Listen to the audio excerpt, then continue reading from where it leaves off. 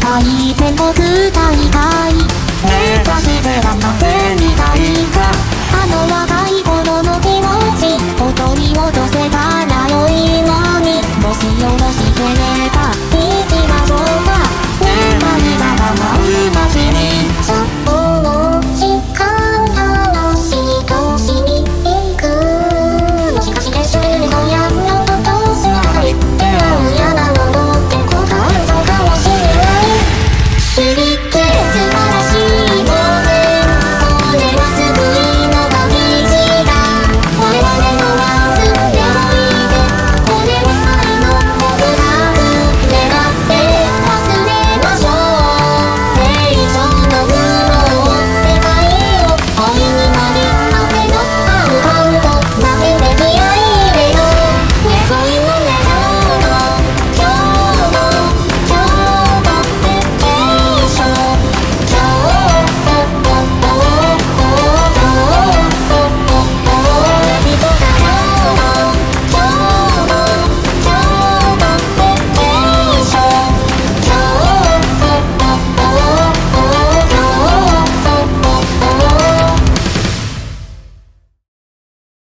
Hello and welcome to Japanimation Station's Kyoto Vacation, an anime podcast brought to you by the folks at the Weekly Stuff Podcast. I am Sean Chapman. And I'm Jonathan Lack. And we are here to kick back, relax, and talk about some anime this week on the show. A momentous episode as we open up a brand new part of our Kyoto Vacation. We have closed out Part 5, Kyoto Animation Splendid Isolation, where we looked at various adaptations of KyoAni published light novels or original projects, and the KyoAni published light novels were basically original projects. And we're moving back into the world of them adapting existing material, and we're also moving back into the world of our favorite wunderkind genius-level director, one Yamada Naoko. Today we begin Part 6 of our Kyoto Vacation, Yamada Naoko Strikes Back, or I Have No Voice, and I Must Sound Euphonium. Our main interest in this part is going to be Sound Euphonium, that franchise and the different movies and TV shows or TV seasons therein. But we're starting today with a very special movie, something that might just be, I think, the best thing we've watched so far, which is kind of an insane statement, but I think it's certainly in that conversation. It's a movie that really blew me away. We are talking about A Silent Voice, or Koi no Katachi in its Japanese title, the adaptation of the beloved kind of modern classic manga, a manga that is one of my favorite mangas as well. Also, Koi no Katachi or Silent Voice in English. And yeah, this movie blew my socks off, Jonathan. I was going to say the same thing as you did when you started. This might be the best thing we've watched. I think for me, like my running uppermost tier is Haruhi, all of Haruhi, and Clannad kind of in the very, very top. And then maybe Hyoka and Keon right beneath that. But I think this is at the very least in that absolute uppermost tier. It is an absolute masterpiece of a movie. Just full stop. No questions about it. If I had seen this in the 2010s, and I did not, this was my first time watching it, I think it would have been on my best of the decade list. And that was a very good decade for movies. I think this would have made it on there. I think, honestly, the only anime movie, and I racked my brain on this last night thinking about it, from the 2010s that I think would go quite as high as A Silent Voice is probably Isao Takahata's Tale of the Princess Kaguya. I think we're talking like on that level. That's 2013. I wouldn't put Miyazaki's only movie from that decade, The Wind Rises. I love The Wind Rises. I think this is better. There's, and I'm thinking like the best Heaven's Feel movie is 2020, so that's just outside the decade. But yeah, like it is an absolute masterpiece. And if Yamada Naoko was not an unbelievable wunderkind before now, she sure as hell is here with a movie she made when she was about the same age you and I are now, which is daunting to think about. Yes, I mean, if you back up and think about her career, right? In the span of 6 to 7 years, she has directed both seasons of Keon the movie, Tamako Market, Tamako Love Story, and then now A Silent Voice. And then obviously in that span as well, she is directing typically one of, if not the best episode of any random given TV show you're talking about, whether it's a Hyoka or a Nichijou or whatever. So it's not like she's only doing her own directorial projects. She also 6 months or something before this movie comes out, she finished her work as effectively the assistant director on season 1 of Sound Euphonium. It's absolutely staggering when you look at like her body of work and the sheer level of quality, and like silent voice being this thing that is like, I think, a very kind of transcendent film in many different ways.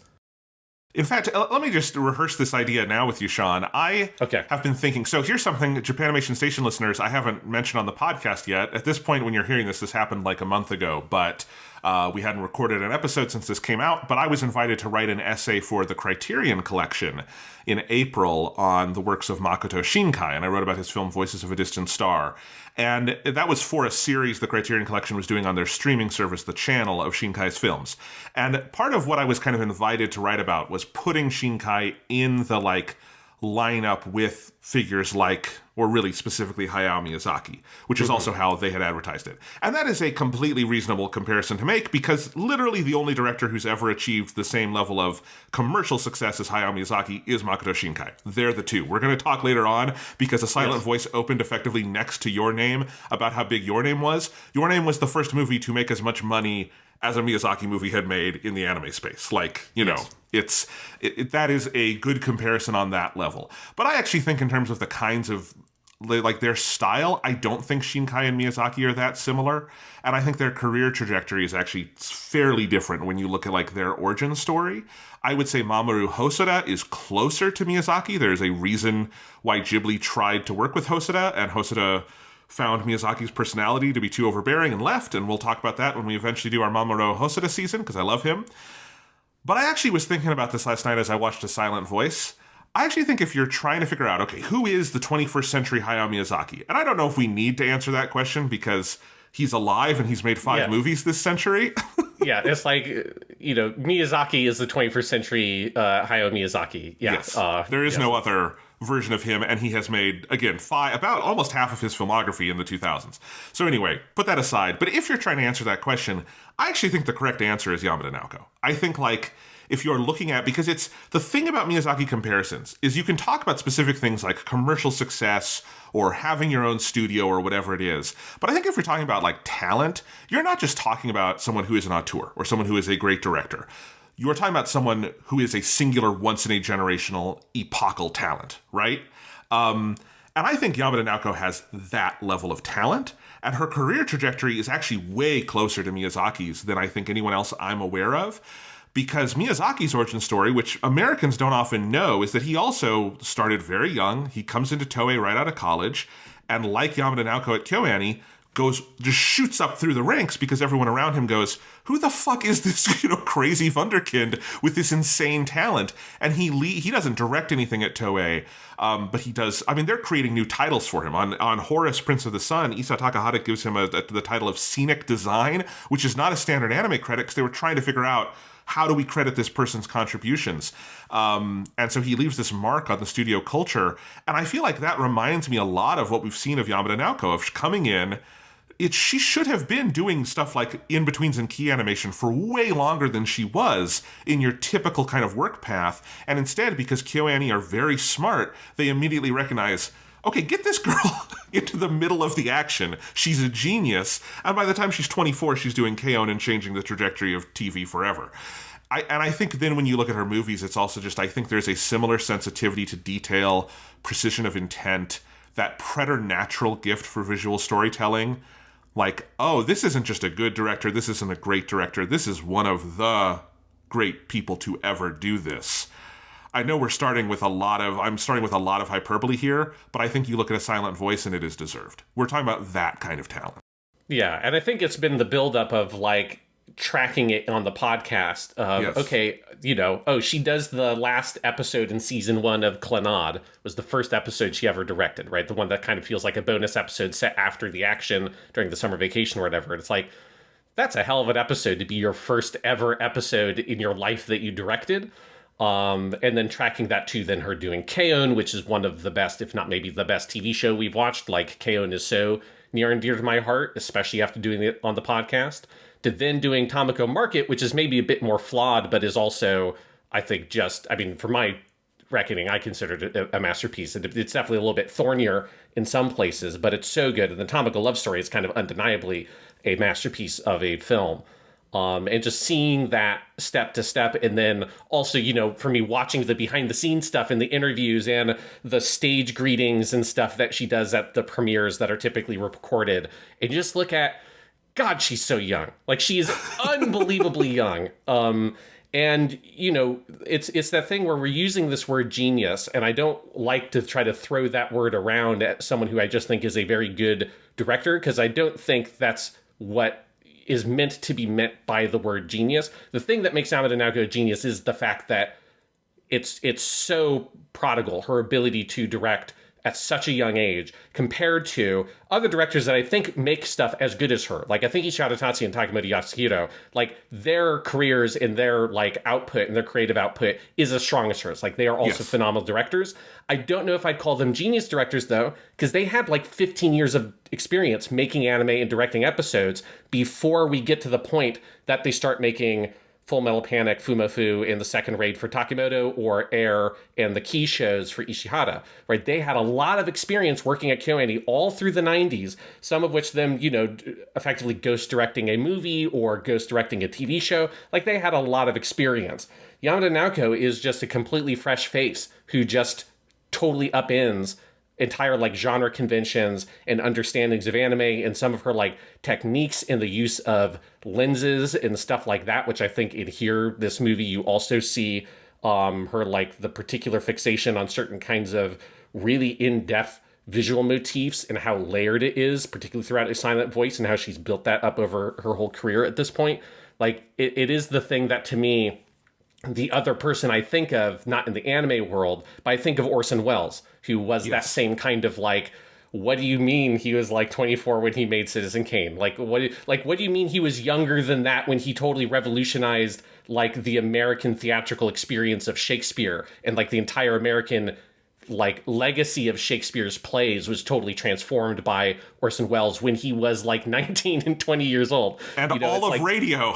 Yes, exactly. Like, and Yamada Naoko has that kind of quality to her. And it's A Silent Voice is that thing when you just watch this movie, it just blows you away. And obviously part of it is the fundamental story is on its own so good, because the manga, and I can speak to the manga stuff when we get into the bigger discussion, the manga is also a masterpiece of a manga, and it's one of the best I've ever read. But A Silent Voice as a movie is such a smart, incredibly sharp adaptation that's bringing a lot of very powerful ideas to the table, and making, like, really substantial cuts and alterations that do not meaningfully alter the sort of fundamental soul of that story in a way that's honestly kind of shocking when you look at it. Obviously, a lot of that also is Yoshida Reiko as the writing the script and stuff like that, but it is, a masterpiece level adaptation of a masterpiece level manga, and that's, like, the way you're going to get a movie like A Silent Voice. I mean, and also it's just a perfect marriage between source material and the person adapting it, because Yamada Naoko is, like, the absolute perfect person for that manga, which is a thing I, like, knew well before I watched the movie, having read the manga, having seen K-On! And all this stuff, and obviously knowing the reputation of the movie.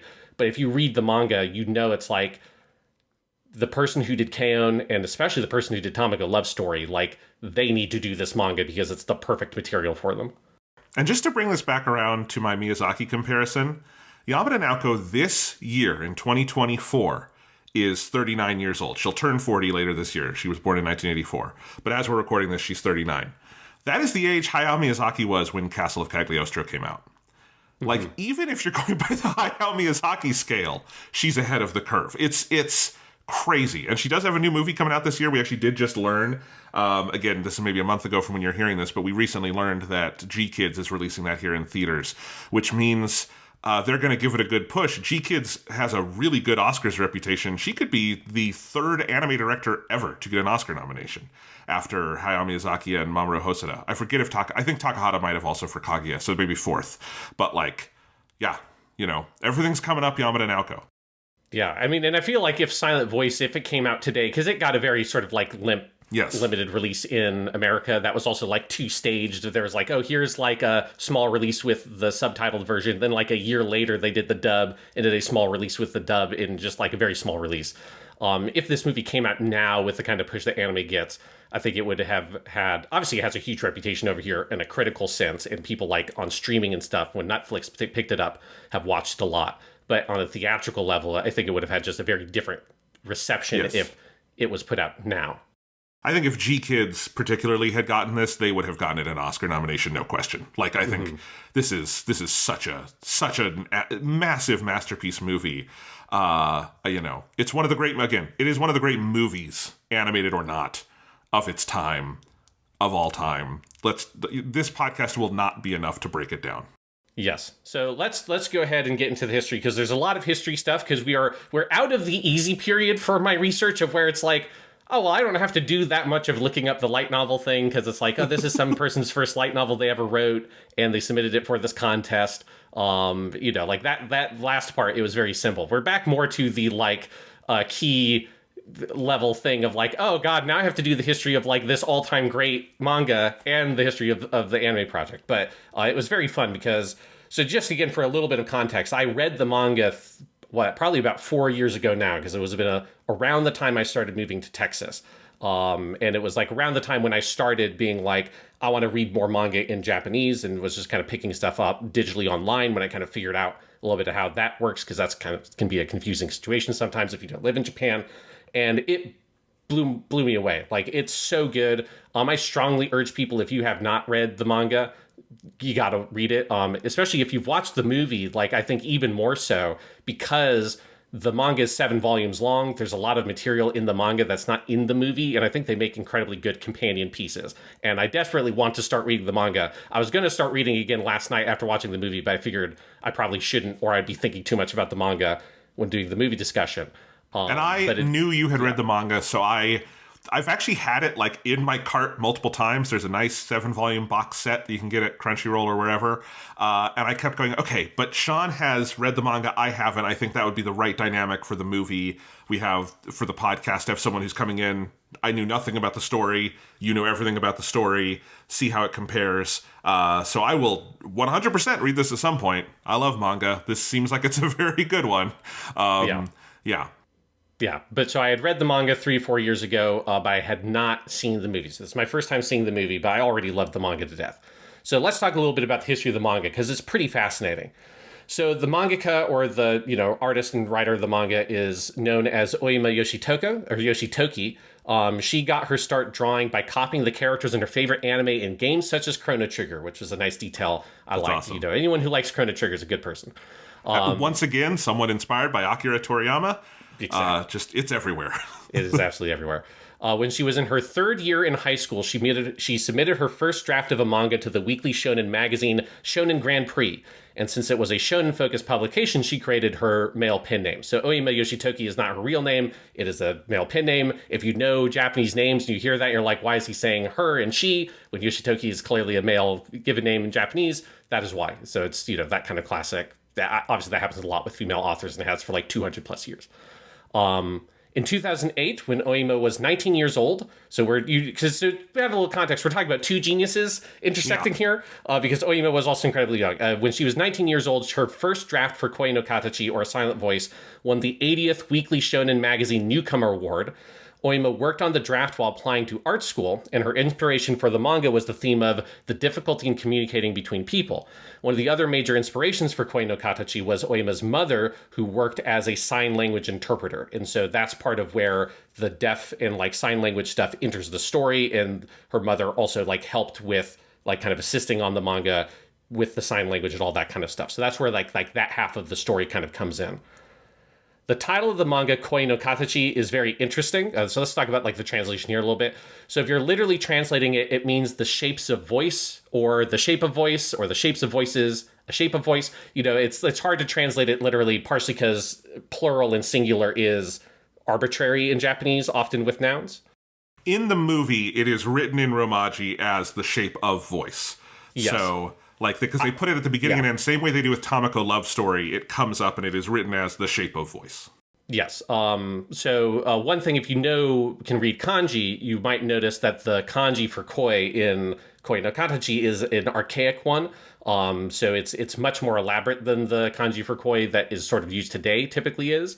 And the reason that is that the older version of the kanji that has a lot more different kind of pieces to it, it combines particles for voice, like our modern kanji for voice, a kanji that can indicate hands, and the kanji for ears. And so it's voice, hands, and ears. And to Ōima, this helped represent the idea that speaking isn't just one way of communicating with people, that there's so many ways you can communicate. And that's effectively what Koi no Katachi means. Like, if I were to translate it, I would probably translate it as the shapes of voices, because in Japanese, you have a phrase that you can use that you wouldn't use koi like this normally, but you could say something like ai no katachi, like the shapes of love, like, which means the different ways you can express love but what ai no katachi would mean if you used it in a sentence. And I feel like that's what koi no katachi is supposed to mean here. Obviously, that is like a thing that's a hard thing to try to communicate in English. I think A Silent Voice is a very nice title. I don't really have any issues with that title. But if you know the Japanese title and what it's going for, I think it helps you see a little bit more of like the intent there. So it's meant to represent like, here are the different ways that voice can exist and the different ways that people can communicate, the different shapes of voices that exist in the world. That's what Koi no Katachi, in my interpretation, is meant to represent as a title. I think you're right, and you're right. The title A Silent Voice is fine. It's nice. It's not like it misrepresents the series. I think doing Shapes of Voices would be a better title. I think it would be just as catchy in English, and it's closer to what it says in the movie in terms of what they put on screen. Because it is kind of funny. You buy the Blu-ray of A Silent Voice and click the movie, and that term never shows up in the movie, but the shape of voice shows up twice. I think it's kind of funny. Yes, and it does do the Kyoto movie thing of the title shows up 3 different times in the movie. They say the shape of voice, then you get Koi no Katachi, and then at the end you get the shape of voice again. And they're like, man, they really want you to know the title of this movie, which is not A Silent Voice. Yes. Yes, it's amusing. So anyway, so that's a little like kind of note on the title. So normally anything that like a manga that you submit for a contest that wins an award would subsequently be published in the magazine. But the topic of the manga dealing with the bullying of a deaf person caused some controversy within the editorial department. And one thing, just a little bit of context, I realized I didn't put this in my notes yet.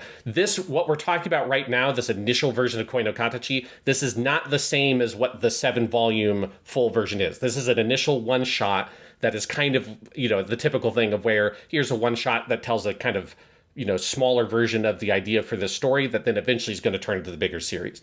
So that's what we're talking about right now is this initial one shot.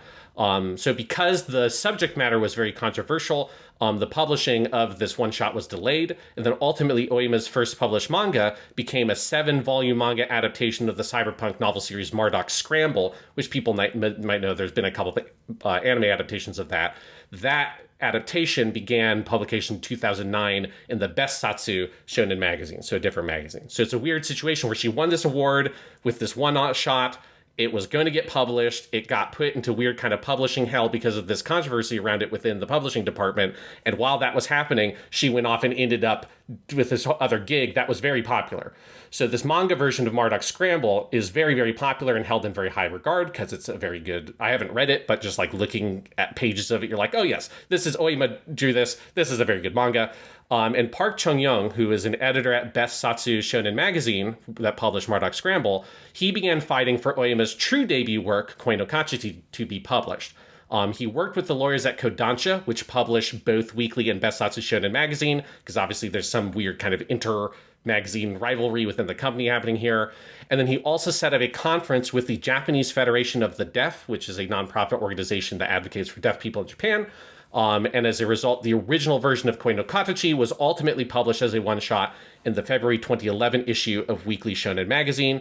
And the recommendation from that meeting from the Japanese Federation of the Deaf was to publish the manga without any alterations whatsoever. Because I think, obviously, it's a very sensitive and well-written story that is taking that into account. But that's actually really awesome to hear about someone advocating that hard for their writer. I mean, that's a good editor right there. That's heroic work.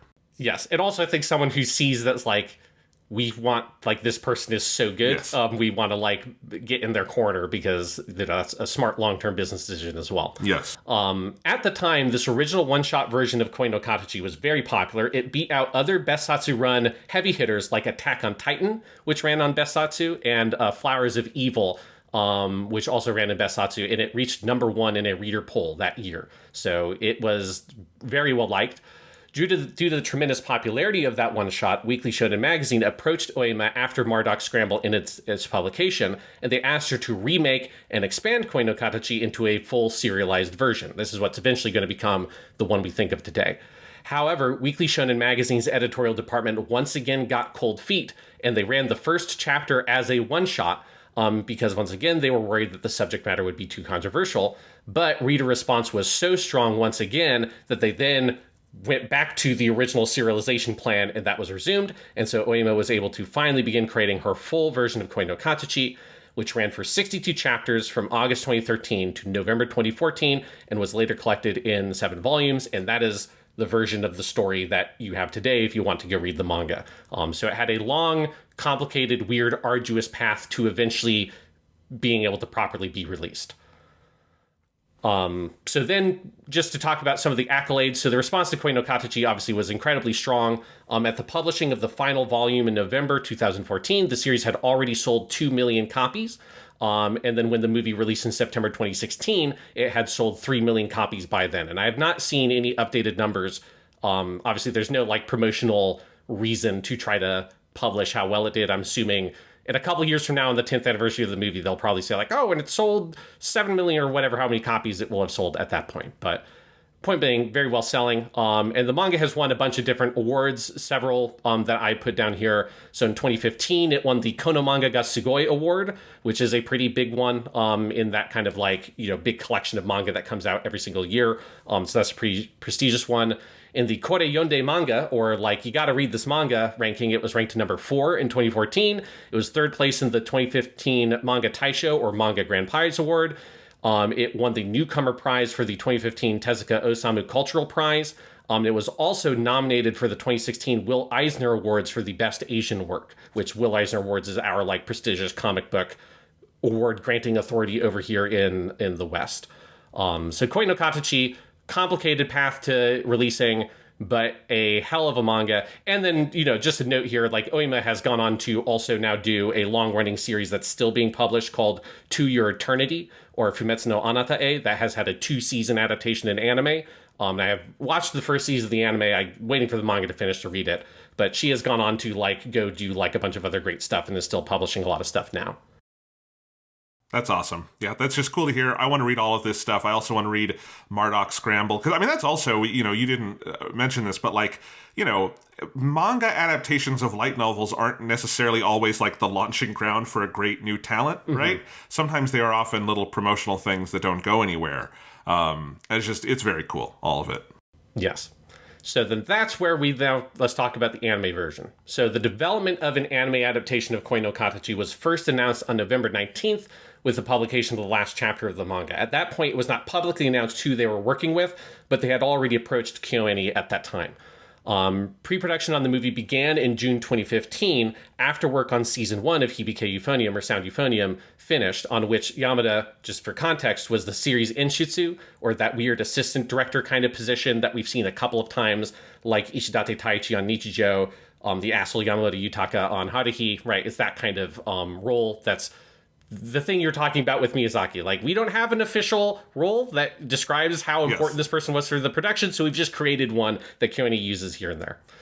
So obviously she was busy on Sound Euphonium. Once that was wrapped up, in October, she started working on Sign of the Voice. In October 2015, it was announced that the movie would officially be created by Kyoto Animation, with Yamada Naoko directing as her 3rd motion picture following Tamako Love Story and K.O. the movie. When her involvement was officially announced, Yamada Naoko released a statement reading, "Wanting to know about others and trying to know them, the way we express those feelings is unique to each person, and I believe those feelings come in many shapes. I want to dig into these signs of a hopeful future with Showa and the rest." The movie was released on September 17th, 2016. The movie was released just 3 weeks after Makoto Shinkai's Your Name, or Kimi no Na wa, And so this gives an interesting reference point looking at the economics and stuff of these two different movies. So let's just run down a couple of stats. So first, let's just talk about Your Name, because it's just crazy thinking about these two movies released right next to each other. So Your Name was released in 301 theaters, which is just a full wide release, and was in theaters for 351 days, which is not normal, right? That's like, this movie was so popular, they just kept it going and going and going. The movie That's a full year. Yes. Yeah. So in its first 2 days, the movie grossed 770 million yen. The movie grossed 25 billion yen by the end of its theatrical run in Japan. The movie was ultimately screened in 125 countries around the world, and it was the highest grossing movie in Japan for 2016, and at the time was the second highest grossing film in Japan behind Spirited Away. So it, Your Name, that movie was a hit. It was a hit. Again, it was... To put it mildly. The three big hits of the 2000s, like on that level, are Spirited Away, then Your Name, then Demon Slayer Mugen Train. And yes. Those are like the three highest watermarks of that like 25 billion plus run. Yeah, so it's that movie crazy. So 3 weeks after Your Name starts going, 3 weeks into its 351-day run, Silent Voice is released on 120 screens. So we're talking about, it's released the same screen count as basically everything else. It's a little bit more than some of the other ones, but it's still a smaller screen release, certainly obviously the 300 theaters for Your Name. And it was in theaters for about 100 days. The exact day count for Silent Voice is a lot more complicated to try to figure out because it's not as well tracked as Your Name. But theaters expanding to as much as 210 screens by the end of its run. So, kind of like Melancholy of Suzumiya Haruhi or K-On! The movie, it like slowly expanded and more movie theaters picked it up once it was becoming a hit. The movie grossed 283 million yen in its first 2 days, and the movie ultimately grossed 2.3 billion yen by the end of its run, ultimately beating K-On! The movie's record gross for KyoAni by 400 million yen. So before this, it was K-On! The movie, and then we'll revisit this record when we talk about the Violet Evergarden movie. The movie had limited releases in other countries, and it started in Scotland, which is a detail I love, because if you remember, that is also the first Western country that aired K-On! The movie. I didn't see if they said that Yamada Naoko went like she did for K-On! The movie, but I hope she did, because I love the idea that she's like an honorary Scottish like citizen or some shit, because they just pick up her movies immediately. Like, we'll show Yamada Naoko movie, sure. And it ultimately screened in just 35 countries, which is impressive for this movie, a far cry from the 125 countries that Your Name did. It was ultimately the 19th highest grossing film in Japan for 2016. So I think it's very interesting to see this sort of dichotomy of where you have Your Name obviously is like in, not a completely unprecedented success, but a nearly unprecedented success. If it weren't for Spirited Away, unprecedented level success. But it's easy to sort of like not notice how big Silent Voice is underneath that, because Silent Voice is, fighting for a much smaller, tighter audience with its screen count and getting like pulling huge numbers of people, getting an incredibly successful run for a movie like this. And it also makes you wonder, like, what was the influence that Your Name had on Silent Voice's theatrical run? Like, did it help it or did it hurt it? Help it in the sense of maybe people want to see other movies like that, they're kind of emotional anime drama, or hurt it because it's directly competing with Your Name. But it's just crazy to think about those two movies coming out literally right next to each other. Yeah. It was also, so you said it's the 19th highest grossing film in Japan. If you're just talking about Japanese movies, it was in the top 10. And I like this stat. It was tied for number 10 on that stat with the third live-action Death Note movie, Death Note Light Up the New World, which I have never seen. One day I would like to. I actually just recently rewatched the live-action Death Note movies, but that is the one, like, after Light is dead that they came back, and I thought that was funny that those two made the same amount of money. That's a very weird statistic. It's a very weird statistic. Yeah. But yeah. And, Makoto Shinkai himself talked about this movie. There's a quote on Wikipedia of him basically saying, like, that's an amazing movie of the caliber I couldn't even make, which I think is an awesome thing for one director to say to another as he's enjoying a historic box office run. Yeah, exactly. Yeah. So, and Your Name, Voice, great movie, but A Silent Voice is a better movie. Yes. I think Your Name is a truly wonderful film, but A Silent Voice is one of the great movies. So, So, A Silent Voice, obviously a huge success for KyoAni. Again, their most successful movie they had released up to this point. More than doubling publisher Shochiiku's goal for the movie, which their goal was 1 billion yen. and we pulled in 2.3 billion yen. So that's more than meeting your goal. If I doubled my goals for the way they measure teacher performance at school, I would be like, I don't even know how that's possible because every student had a super A or something, but Yes. more than doubling your goal, that's pretty good. Relative to its limited number of theaters, A Silent Voice maintained incredibly high turnout for weeks on end, beating higher grossing movies if you did it on a per screening calculation. A Silent Voice then won and was nominated for a whole bunch of awards, including, this is just a selection. It was nominated for Best Animated Movie in the 40th Japanese Academy Awards, losing to, and I did not remember this, but it lost to In This Corner of the World, the Mappa movie that came out that same year. 2016 was an active year because those are three really big anime films. Which I had forgotten. I would have just assumed all three of those movies came out in different years. It's like weird. Because also 2016... It makes me feel old when I think about how long that actually was, and the fact that it was 8 years ago, and it makes me feel like I'm, crumbling into dust. It won the Best Animated Feature Film at the 2016 Japanese Movie Critics Awards. It won an Excellence Prize at the 2016 Japan Media Arts Festival. That's where Your Name took the top prize that year at that festival. This is the same festival we talked about with Tamako Love Story, where Yamada Naoko won a Newcomers Award as a director in 2014. It also won Anime Movie of the Year at the 2017 Tokyo Anime Awards, and it won Best Screenplay as well for Yoshida Deiko. So, obviously very, very critically beloved as well. So, now I've got some notes on the production. So I've read a bunch of interviews. Like, this movie's so popular, it's like very easy to find a lot of writing and like videos about it and stuff. So here's just like a small sampling of some interesting little side notes here. So Ōima was, the mangaka, was heavily involved in the production of the movie from the very beginning. Yamada said the discussions with her produced so many ideas and details about the world and characters of Silent Voice that it could be dizzying. Ōima was supportive of the cuts and changes made in the adaptation, and produced in the meetings with Ōima were two key phrases that underpinned the production, which is, "This is the story of Ishida Shoya," and that Nishimiya Shoko is not an angel, which I think that's a very important part of the movie, which we'll talk about with the characters. Early in pre-production, Yamada and several others attended sign language classes. In order to animate sign language, they had professional signers act out the scenes as reference and then explain the nuances of the sign language being used. The animators watched those recordings as they animated the scenes, and a lot of care was taken in making sure that they changed how a character signed based on their proficiency, so that Nishimiya signed incredibly naturally, and then each character below that was more and more kind of awkward and kind of more book learned in how they did it. Chief Animation. It might be the most KyoAni thing about this movie is how good the sign language is. And exactly what you're saying, like to a degree that I'm not sure a live action movie with actual actors trying this could get it that right. Like the actors who are fluent in sign language could, but I think the other, like the people playing, like Shoya, I don't think it would be that good. I don't think it would be that right and characterized.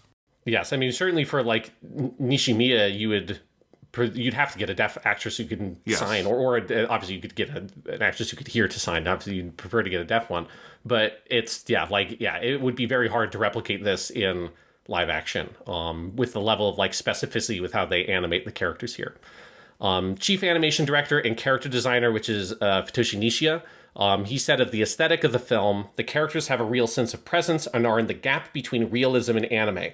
Since this work has a thorniness to it, we wanted the designs to have a gentleness and softness, a warm and round quality.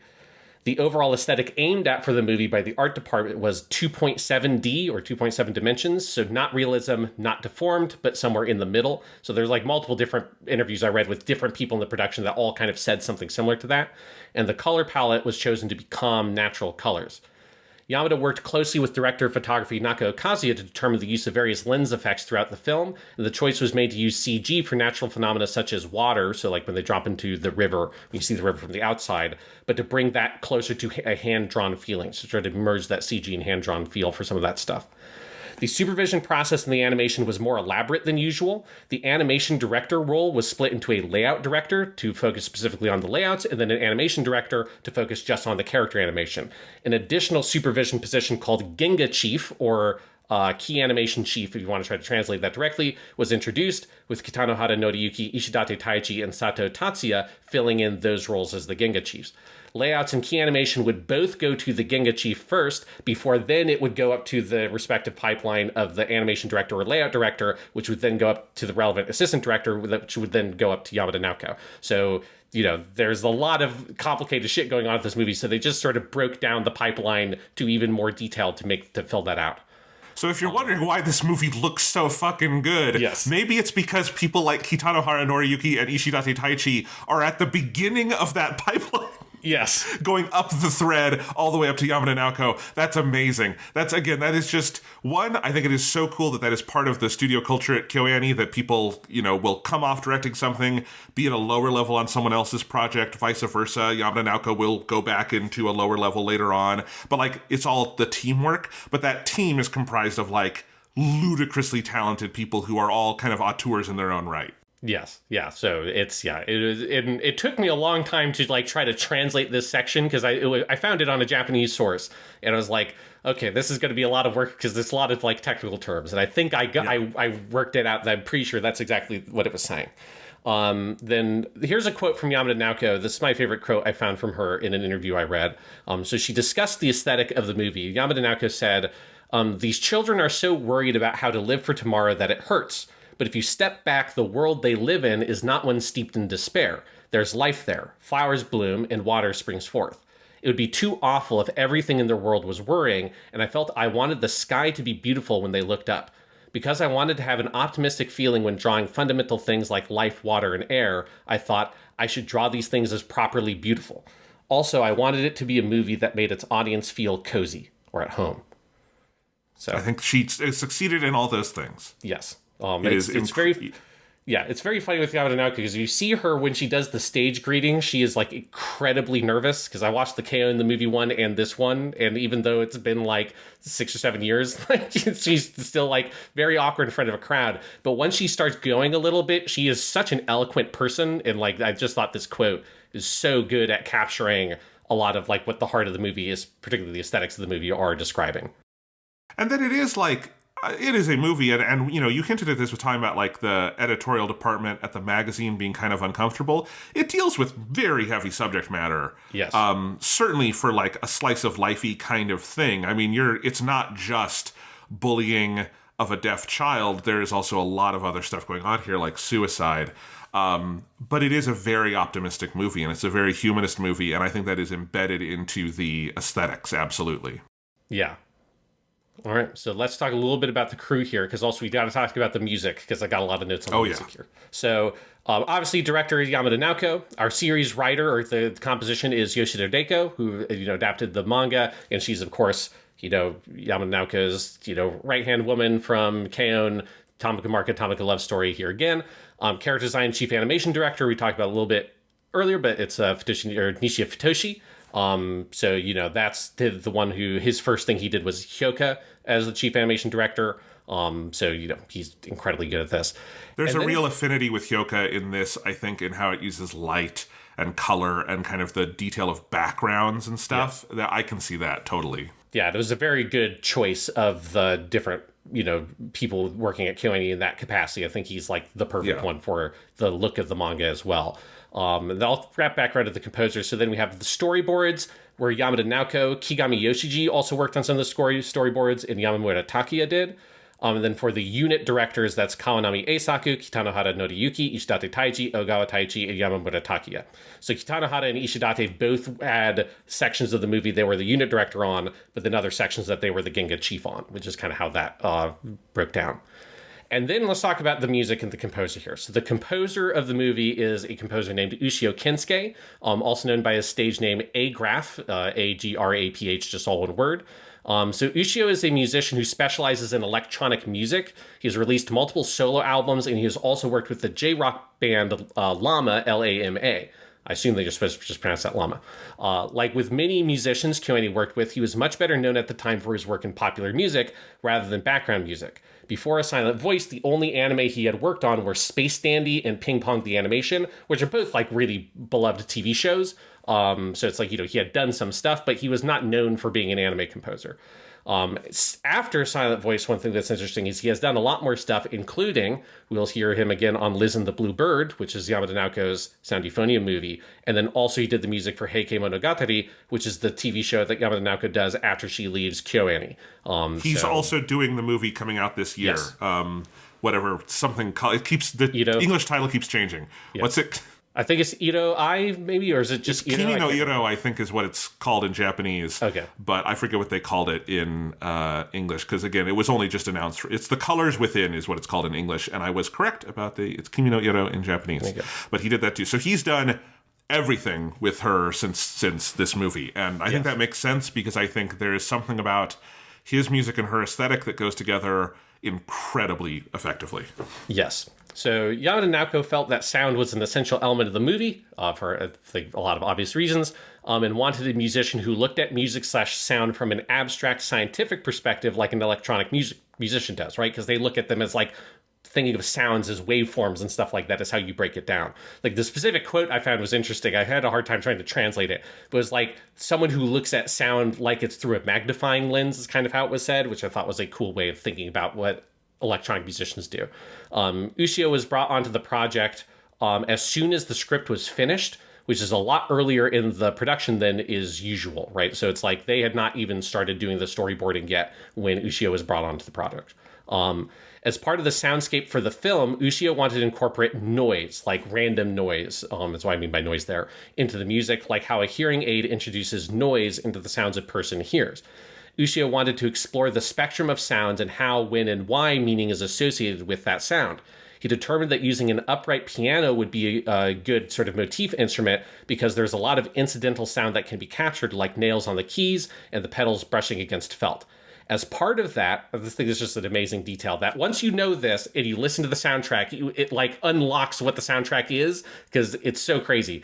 Ushio had a piano deconstructed and then fitted internal microphones inside of the piano that they then put back together. And so by doing this, the microphones captured not just the musical sounds, but the sounds of the internal workings of the piano as well. As well as they like mic'd up the whole room so to try to capture like all the incidental sound that goes with playing the piano.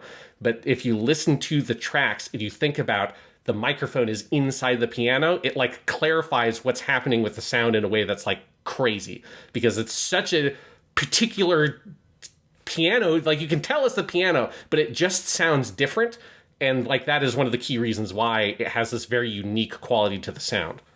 I could tell there was something like that going on. I thought maybe they had, mics pointing directly sort of into the piano, like with its top open, which I've seen before, because you can hear the fingers on the keys. You can hear the keys raising and lowering, but there's other sounds that like it's so tactile that the mics being inside there makes sense. I mean, I listened to this movie with headphones on, my nice headphones, and it's an incredible sound mix. And the music itself, just like, it is so part of the texture of the movie.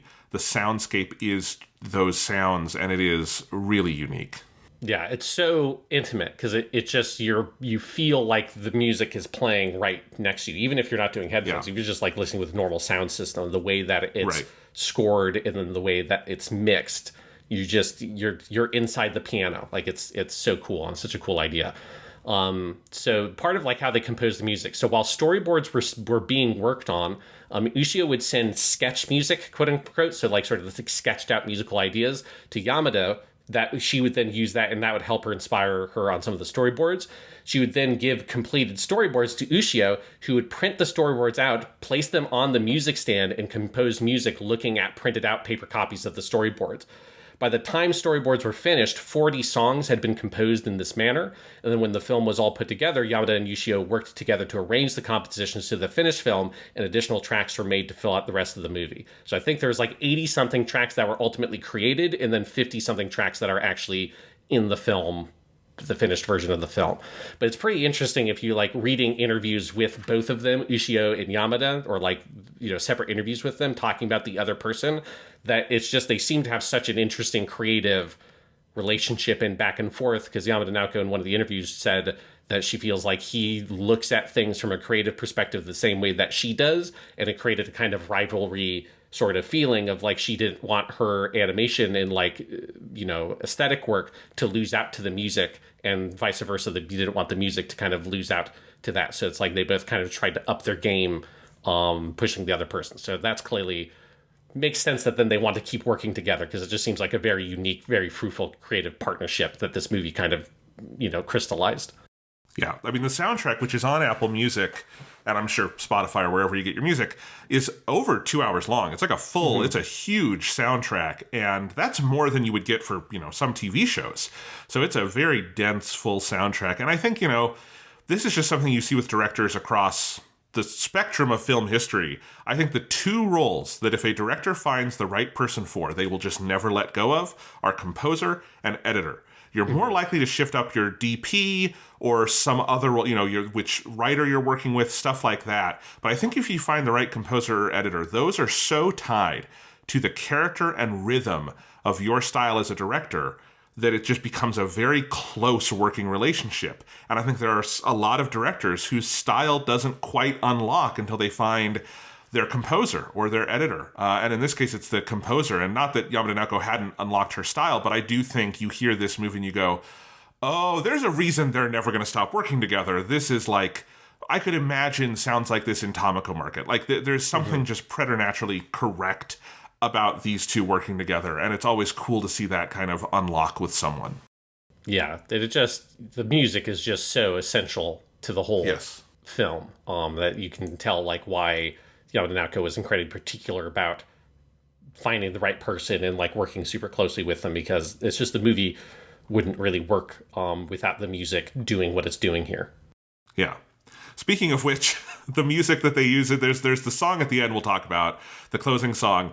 But then, as you note here, the opening is scored to My Generation by The Who, which is such a cool, unexpected choice and makes for such a great, and you can tell the whole sequence was animated to it. It makes for such a great opening montage, and I think also helps even out that transition between the movie's very dark flash-forward opening and then where it's going to go back to putting you in Shoya's childhood. Brilliant choice, and as you note here, that was Yamada Naoko's choice. Yes, she personally selected it, which I was happy to learn that detail, because it has now... I feel like that's enough evidence to definitively declare that Yamada Naoko was the person in K-On! Who decided that the backstory, if people remember, of how Ritsu and Mio initially got interested in music is they watched a video recording of a The Who concert, and Ritsu was inspired by Keith Moon, the drummer for The Who, to become a drummer, because Keith Moon is like a very famous drummer amongst rock drummers. And as someone for whom, like myself, The Who is one of my all-time favorite bands, it is just an amazing detail, and I love being like, hell yeah, Yamada Naoko is a big The Who fan, because you would never expect a director to, a Japanese anime director to be like, I know the perfect song to describe this rebellious young youth. It's got to be My Generation by The Who. It's like, which it is the perfect song. She's not wrong. There has been maybe no better rebellious youth song made since The Who's My Generation. But it's still not a song I would assume that a movie in 2016 made in Japan would just immediately go for. And it's such an oddball choice that's absolutely perfect, and I adore it. Yeah, I mean, this song would have been 51 years old when this, because it's 1965 is My Generation. So, it's a full half century. It's not what you expect to hear, but it is a great stylistic choice for that moment in the film. A full half century and halfway across the world in terms of its place of origin. Obviously, the language that the watchers of this movie are not likely to be fluent in. It's amazing. Indeed. And then the ending is Koi, you do it. Koi o Shitano wa, by Aiko. I don't know her. She's a J-pop artist. I don't know a lot. You didn't have any songs. other details on the song, so I didn't know if you had anything more to say. It's nice. Yes, yeah. She's had like a big career. I just have never really encountered her songs. Yes, Koi o Shitano wa is very nice. It doesn't feel like it's, it's a good song, but it doesn't feel like it's not like My Generation, which is sort of essential to the movie. Let's be clear, it's there as you're like fucking crying yourself out of the movie, like recovering from the ending of this film. Oh my God. Like I feel like they could almost just have the credits play in silence because everyone's going to be just, collecting themselves. There is also a very good music video for Koi o Shitano wa that is has footage from the Yes. movie, but also has a lot of original animation as well. That if people have not watched that, it's worth a watch while you're trying to slowly like emotionally decompress from watching the movie. Be like, let me just put this on and look at the characters and listen to this very nice song, because it is a nice song and it fits the vibe of the movie very well. It's got a nice piano intro and outro that I think melds really nicely with the style of the music and the background music that Ushio Kensuke does. So it is a very, very well selected ending song. That music video is on the Blu-ray, if you have the Shout Factory Blu-ray. It's a very minimal Blu-ray. It's got that and like 2 other features, but it is there. Yes. Obviously, you can look it up on YouTube as well. That's true. All right, so that's my notes section. It's the longest notes section in a while, Jonathan. How do you want to go about talking about this movie? Because there's a lot to talk about. Japanimation Station. Thanks for listening to Japanimation Station. If you're enjoying the show, please remember to like and subscribe, leave a review on Apple Podcasts or Spotify, and tell your friends. You can support the show directly on Ko-fi at the link in the description, and remember to check out the Weekly Stuff podcast, our long-running series on movies and video games and everything else on all platforms. And now, back to the show.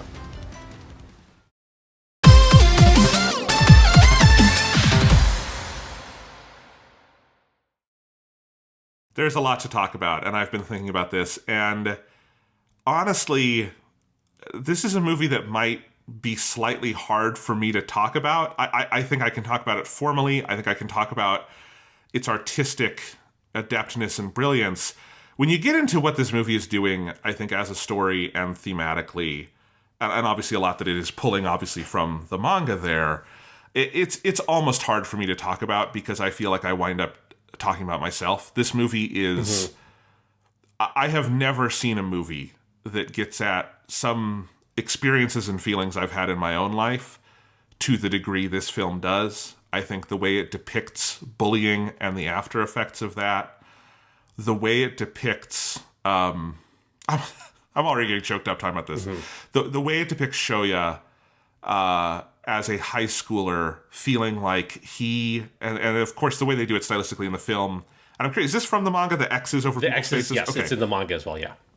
It feels like the kind of idea you would never come up with for a movie because it seems like such a hard fucking thing to do in a film. Yes. You know? Like you're doing it on a page, you just have to draw the X once and then do it on the next page. In a movie, they're having those X's, they're not a static element, you know? It's crazy. But I think the way it depicts that and the way it does subjectivity, because I think if you're talking about what this movie does cinematically so beautifully, it is depicting subjectivity. It does stunningly. And I think we have seen that throughout Yamada Naoko's work. I think in Tamako, Love Story, you are so in those characters' heads. But I think the way it does subjectivity and empathy and the intersection of those two things are what make A Silent Voice great. And I think the way it depicts, again, Shoya feeling like he just missed some kind of the socialization process because of the bullying he did and the bullying he suffered and the anxiety that he has around people. When he's going around seeing the X's on people's faces, covering his ears, talking about the way he can't see other people, like friendship is this like foreign thing that is hard for him to understand, like it's another language. Again, this is where it gets hard. It's so real and it is so true in a way that, to be honest, I don't know if I can name other movies that have even tried to get at these ideas. And I think this one does it unbelievably beautifully, and it crosses cultural barriers on that so completely. In that, I did not go to a Japanese high school in the 2010s, but boy, this movie feels unbelievably real to me in every way. I'm not a deaf person. I have had experiences with bullying based on different things, but it is so real, and it is that intersection of empathy and subjectivity. Yeah, I think because I think maybe the easiest way to break this movie down is like kind of talk about it in segments, because obviously we're thinking of like mostly some of the bullying stuff, which that's the opening section of the movie. I would say opening section, it's like 23 minutes. It's an adaptation of, in the manga, that's the entire first volume is the elementary school period stuff. So obviously, like, it's trimmed down for the movie because, this is like the length of a normal anime episode trying to adapt a whole volume of manga, but they capture the essence of that section of the manga so powerfully. And I think when you're thinking about that part of the movie and the bullying, which is that's where all the kind of the focus is on the bullying. This is hands down, without a doubt, the best depiction of bullying I've ever seen in a piece of media. Yes. That it gets it, it understands it, and that's true of the manga, obviously, and then like the movie translates that into the movie so perfectly. And I think like how studied it is in looking at the way in which bullying is a communal phenomenon. It's not an individual phenomenon. It's hard if you're in the midst of it to see it that way, because obviously you are an individual. So if you are the victim of bullying, I think it's very hard for people to sort of like put that out of their experience and think about the larger communal structure that has created and enforced the bullying. But when you see in this movies, it gives you, I think you both kind of see a little bit of where where it happens for Shoya, but they also give you all these like environmental cues and things with the other characters where you see how this like this little kernel of kind of like curiosity he has turns and like cankers into this horrible, awful thing. It's facilitated by the like awful classroom culture, particularly created by the teacher. Because this is also like the most effective depiction of a like burnt out, destroyed teacher who just does not care, and he has created a toxic environment. So obviously I'm going to slightly see it this way because of my teacher experience.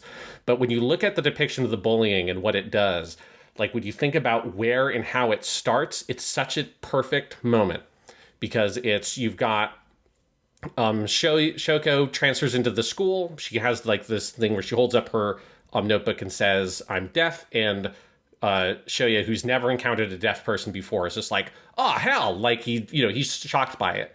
Then you just get a couple of scenes of happening in the school where Shoko's struggling to fit in, though she's trying her best. Like they're at the choir class, and she tries to sing and can't really sing, and it comes in at the wrong time.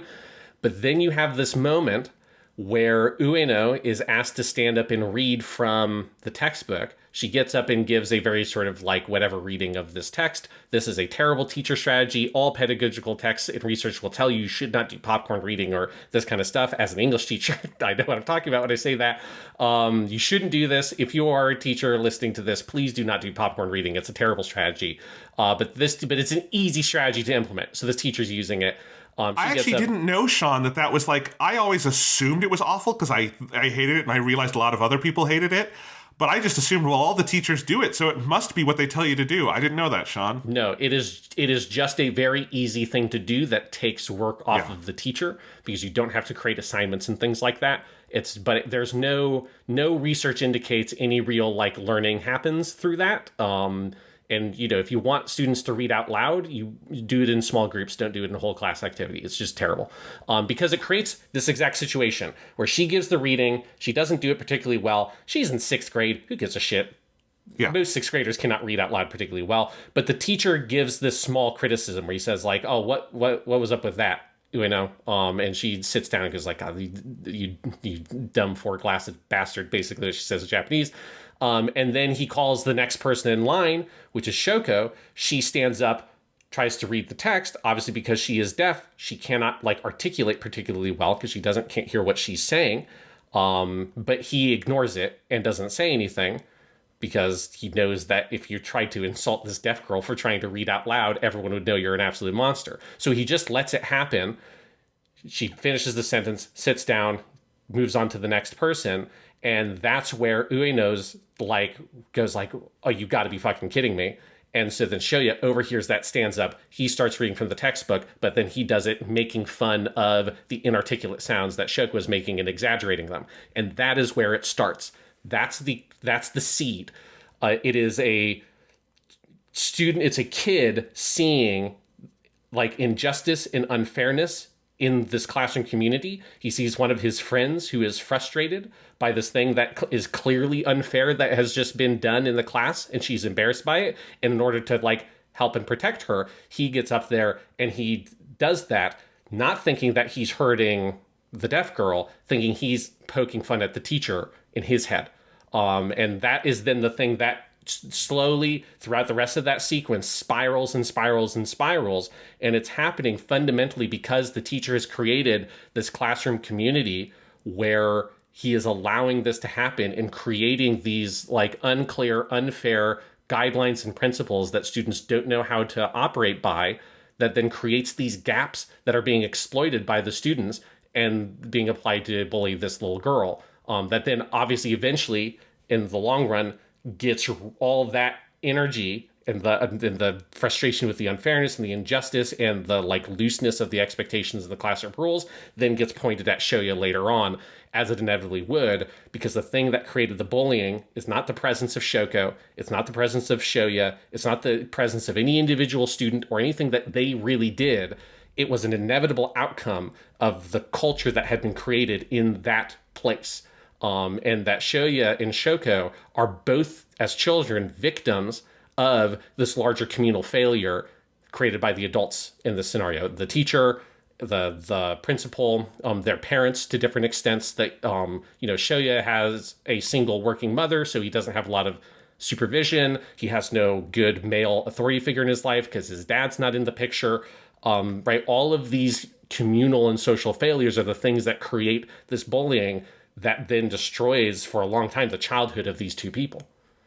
Yeah, and it strikes me as just, again, it's almost uncomfortably real, because that is, it is so true. And when I think back to, I had a really rough middle school period, and you and I went to a terrible middle school, Yes. Sean. We can just say that. It was a piece of shit. It was literally across the street from the jail in our town. We walked, when I walked... Yeah, you go to recess, and you look across the street, and the jail's right there. You're like, oh, Jesus, this Talk about the school-to-prison pipeline, right? Yes. They don't have to take you very far.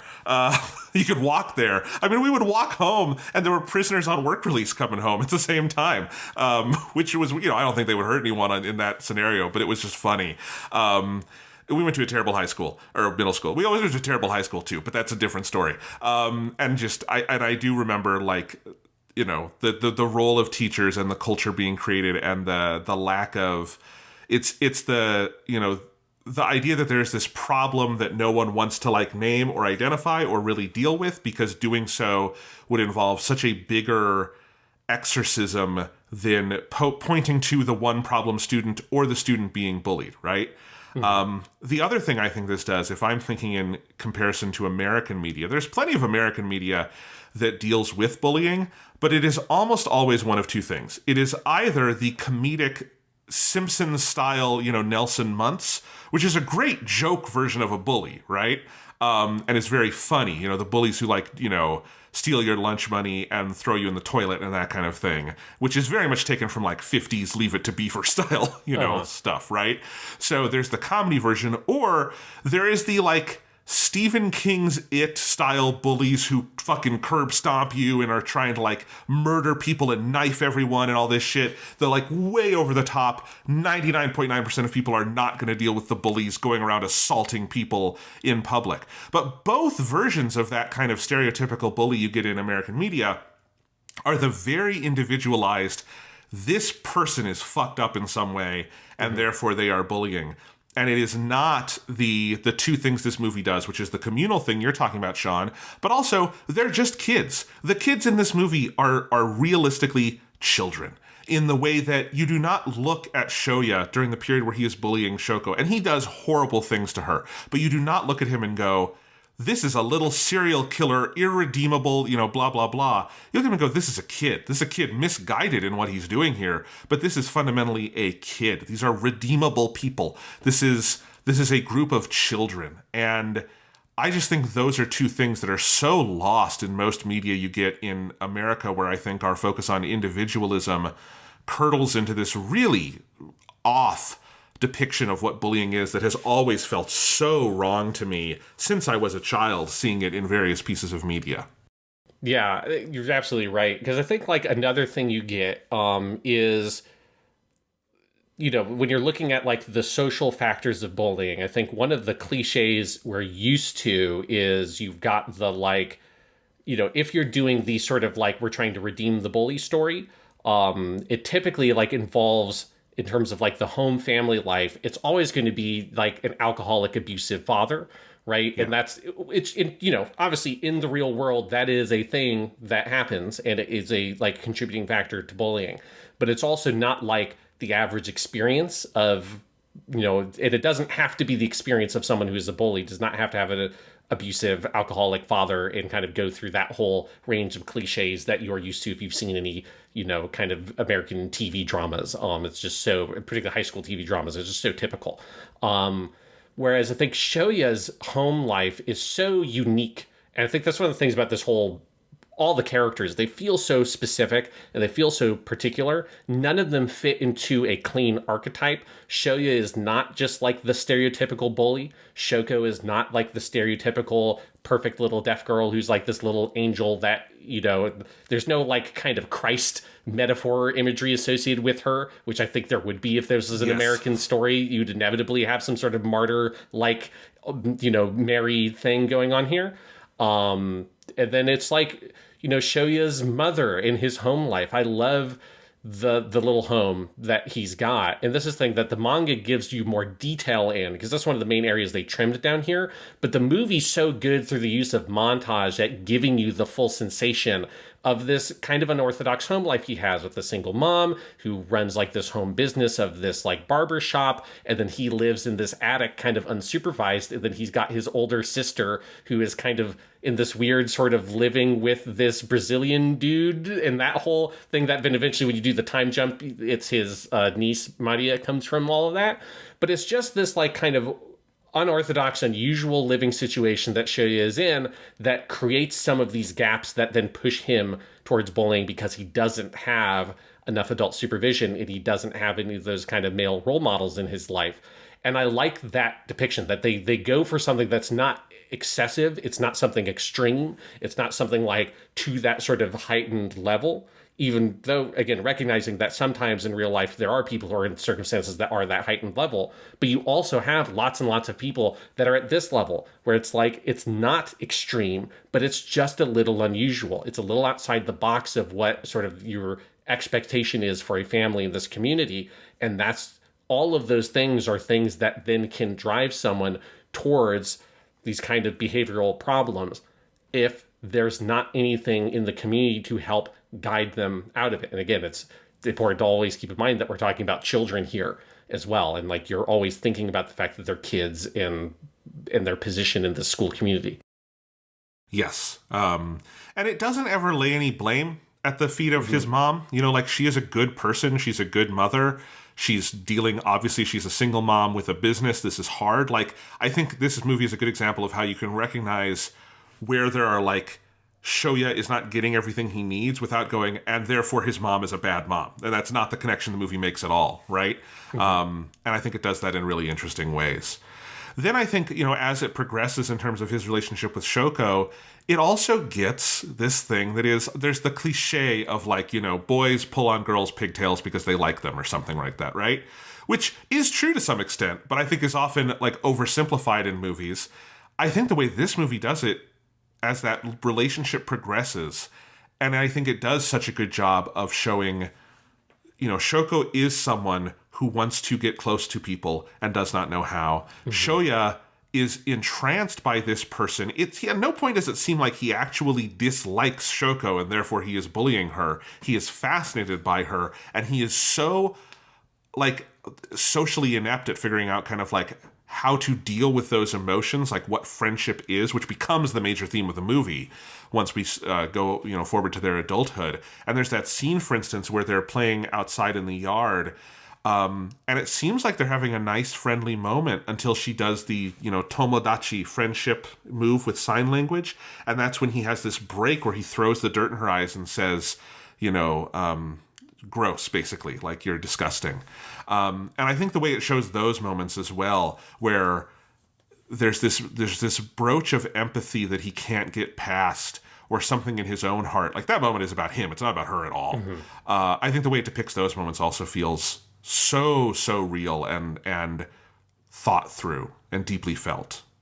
Yeah, because I think for Shoya, there's a little bit of this, like, I think in his mind, he's pushing her so she can push back, right? Because, like, he has such an aggressive relationship with the people around him. You see that with his two friends, right? Where there's, like, the bigger friend that he's constantly, like, putting in a headlock, and there's that part where he's, like, almost, like, pantsing him on the floor the day where Shoko comes in. And he's, like, so physically aggressive and so kind of hyperactive. And so I think when he's doing a lot of these things, he's pushing her, trying to get a reaction out of her, because that's kind of how he interacts with people. The big one I'm thinking of that is there's the whole scene where he writes on the board after what is her name, Sawai-san. I'm blanking on that character. Sahara is one of the girls. Yeah, so after Sahara is kind of bullied and she ultimately leaves because she was, Ueno calls her teacher's pet and all that stuff. He writes on the board, like, congratulations, Nishimiya-san, like, Sahara-san has gone somewhere else. Like, this time, why don't you teach us Nishimiya-ese, and then has like on the board, right? So he writes this awful thing. But like she comes in as he's erasing it, pretending it's like, oh, who wrote this awful thing? This is crazy. And she writes arigata there, and he just sort of like kind of clicks his tongue and walks away, disappointed, because he wanted a reaction, right? He was joking at pretending. And I feel like probably you're supposed to read it as like Nishimiya knows what happened there, is at least how I interpret that scene, that she knows that he's the person who wrote it. He knows all this stuff. But she doesn't, she's so non-confrontational. She's so submissive. All she does is say, I'm sorry, I'm sorry, I'm sorry. Like if you look at her notebook is filled with people saying awful shit, and then her saying gomen nasai, or writing gomen nasai afterwards, I'm sorry. And that like submissiveness, he just keeps wanting to push and make it bigger and bigger and bigger to force a bigger reaction out of her, because that's what he wants. And Ueno is doing something kind of similar, where she and the girl community is, she's trying to teach her these like harsh social cues and harsh social lessons, because she's tired of dealing with this deaf girl. And Nishimiya just doesn't know how to navigate these more complicated, thorny, aggressive social interactions between these children that then end up exacerbating the bullying more and more and more. And I want to make it clear, I'm not saying this to blame Shoko. You can't blame her. Like, she just doesn't know what to do. This is, again, a place where like the community should be constructed in such a way that it can police and navigate these kinds of issues. But is the thing that keeps this happening is that Shoya wants a certain kind of response, or demands a certain kind of response from her, and she is constantly giving him the opposite response of what he's looking for. Yes. And again, the way it ping-pongs out throughout the entire school community and all the students, I mean, that is one of the things throughout this whole movie, and I'm sure this is true of the manga as well. Its focus on the entire sort of social organism that is the classroom, and then the reconstruction of the friend group in the second half of the movie, which includes some people from that early part and some new people who weren't there at all and don't know what happened, as a new, healthier social organism that still has stuff to work out. It strikes this really stunning balance between sort of the individuality of having characters we're following and moving the plot, and that idea that they are part of a community and part of something larger. That I think actually, if you were to write a paper on Yamada Naoko, that would be a pretty good thesis statement for a lot of what her work is about. From something like from the silly parts to the dramatic parts of K-On! To that is the whole thesis statement of Tamako Market, is about living in a community, and that's what this movie is too. I'm hitting on this in real time, but that actually is a good way to frame her whole oeuvre. Yeah, and it's like in these like communities of like eccentric people and kind of misfits in many different ways. Yeah, for sure. Because I just also want to say, sorry, about this opening part of the movie. It is exactly 23 minutes when we finish the childhood part and go forward into adulthood. And I know that because I paused the movie at that point because I was already fucked up. This movie, was getting tears from me, 10 minutes in. It was just crazy. And I assumed we were way deeper into the movie. I thought that must have been 45 minutes. And we were transitioning to the second half of the movie. And when I paused it and saw it had been 23 minutes, I was blown away. That's just one episode of anime. If you take out the opening flash forward where he's preparing to kill himself, it's less than one episode of anime. And it is so dense. And I think it moves through so much experience. And it is so good at subjectivity and putting you in these headspaces. I was blown away that it's only 23 minutes. It's crazy. Yeah, and that's something that it very much replicates the experience of reading the manga. Again, even though there's lots of stuff and details that aren't in the movie, they're in the manga, but the overall experience is so similar. Where I just so distinctly remember just sitting down to start reading this series I'd heard was really good, and just blinking and I was at the end of this volume and I was like, I have no idea how much time has passed. If I like finished reading the whole story or not. It's like, and I got to the end of the volume, I'm like, oh my God, like what's even like, holy shit. Because it is, you just get absorbed into the entire world. And I think like the characters and the setting are so perfectly realized, you just get completely lost in the midst of it. And that's what the manga does. And that's exactly the same effect that the movie has in adapting that narrative. It's so phenomenal. Yeah. And so some other scenes I want to point out from this beginning section. Again, thinking about the teacher thing, because this teacher is like my favorite bad teacher in media. Like I legitimately think that this manga or movie should be like given to people taking like education classes, like aspiring teachers, as just like a, let's like read this story and kind of talk about the insights it has in bullying and like the risks of teachers when you are burnt out and stuff like that. Because it's so good at depicting it. Because you also see the ways in which the targets of the bullies are identified by the teacher through the social interactions. Because him not correcting the behavior when Nishimiya starts getting bullied, and also him treating her differently, both those things mark her as a target of bullying. And then once it turns around and now there is a risk to the teacher because the principal shows up because they've been destroying these hearing aids, not realizing they are like incredibly expensive. He targets Shoya. And one of the tragic things, like one of those places where it feels like, oh, history could have been different here, is Shoya is about to raise his hand. Like he's about to go, like, because he's thinking about his mom. He realizes how bad he's fucked up. And like the mom is the one good thing in his life, like this truly wholesome thing that he cares so much about. He's going to raise his hand to offer himself up, which potentially could have avoided the outcome here. But the teacher stops that, where he bangs on the blackboard and yells at him saying, "It was you," and he shouts. And he immediately, the teacher like puts an arrow over Shoya's head saying, this is the next one. This is the next target of the bullying. This is where all of the frustrations and all the pent-up emotions and feelings in this classroom, this is all where that gets piled on. I have marked him as like the acceptable targeting for bullying, where the teacher is going to overlook it for him in the exact same ways that he overlooked it for Nishimiya in treating them differently. Which is like the number one thing you have to learn in establishing a classroom community, is that everybody is treated fairly and equally. And you have to construct your classroom policy so that that is a thing that you can do. Therefore, do not do popcorn reading. It's like you can't apply that fairly, especially in a classroom where you have a student who is deaf and hard of hearing. Because just like to, point it out specifically, like I've had students, not at my current school, but at my previous school, I've had multiple students that were deaf or hard of hearing. Luckily in those classes, because legally we have to, I don't know what the laws are like in Japan, particularly when this was set, but you have to have someone who is a paralegal that can work with that student. So I had an interpreter in some of those classes and stuff like that. But you have to think about, how do you make your class accessible to all the students in that classroom? And as you should. That is a good rule. That is a good rule to have. And that's a thing that this teacher hasn't done. And so he creates this whole thing. He puts an arrow on him, and then God, everything he does is the worst possible choice for teacher, because then he asks the other students. He makes them verbally identify Shoya as the bully to shield all of them and make him vulnerable. So now they have an option.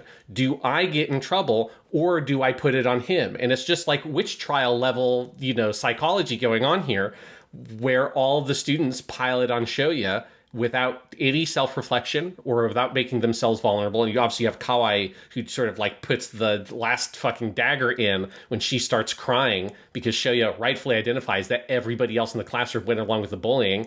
He maybe did some of the most extreme stuff, but everybody was participant to it. He's the only one who doesn't see the actual social contract that's going on here, where he thought everybody was on the same team, where it's like, no, everybody is on their own team in this scenario, and they're all working in their own best interests. And part of that best interest is excluding anybody that makes them more vulnerable. And now it's not Nishimiya, now it is Shoya. And so he becomes the target of the bullying, and all the people he thought were his friends have now turned against him.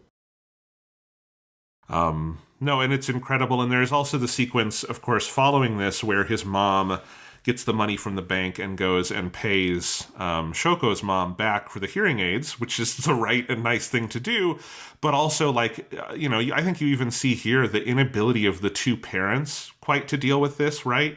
Of, like, I think Shoko's mom is such an interesting character throughout this whole movie because she's obviously very cold to Shoya for, like, very understandable reasons, but also in ways that are clearly holding back her daughter, because, like, I think when you get into the second half of this movie, I don't think there's anything more healing on Earth that these two people could do than spend time together and make amends, right? Like, I literally don't think there's anything for their mental health they could do better than what they wind up doing, Yeah.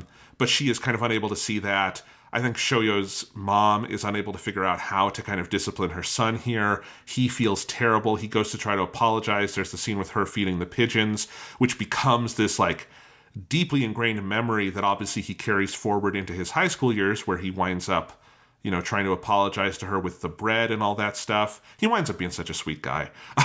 It's so nice. Well, Shoya's like an incredibly empathetic person, and it's like, in that, like, him being a bully is kind of like, in some ways, a consequence of it. Again, like, I think he feels really strongly for other people and about other people. And in some ways, that's the thing that pushes him to poke at Nishimiya in the ways that he does. Because again, I think in his head, he's trying to get her to be a part of the social community. Like, he thinks that by doing this, it's going to toughen her up. It's going to get her to, like, push back against him. It's going to do all these things.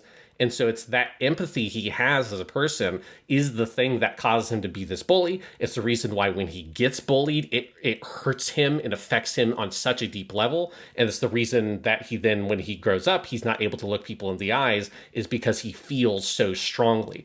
And so, yes, like, I think he is this deeply, like, sweet, empathetic person, but empathy can be a dangerous thing in this, like, situation where it's not being guided and shaped and directed in the right way.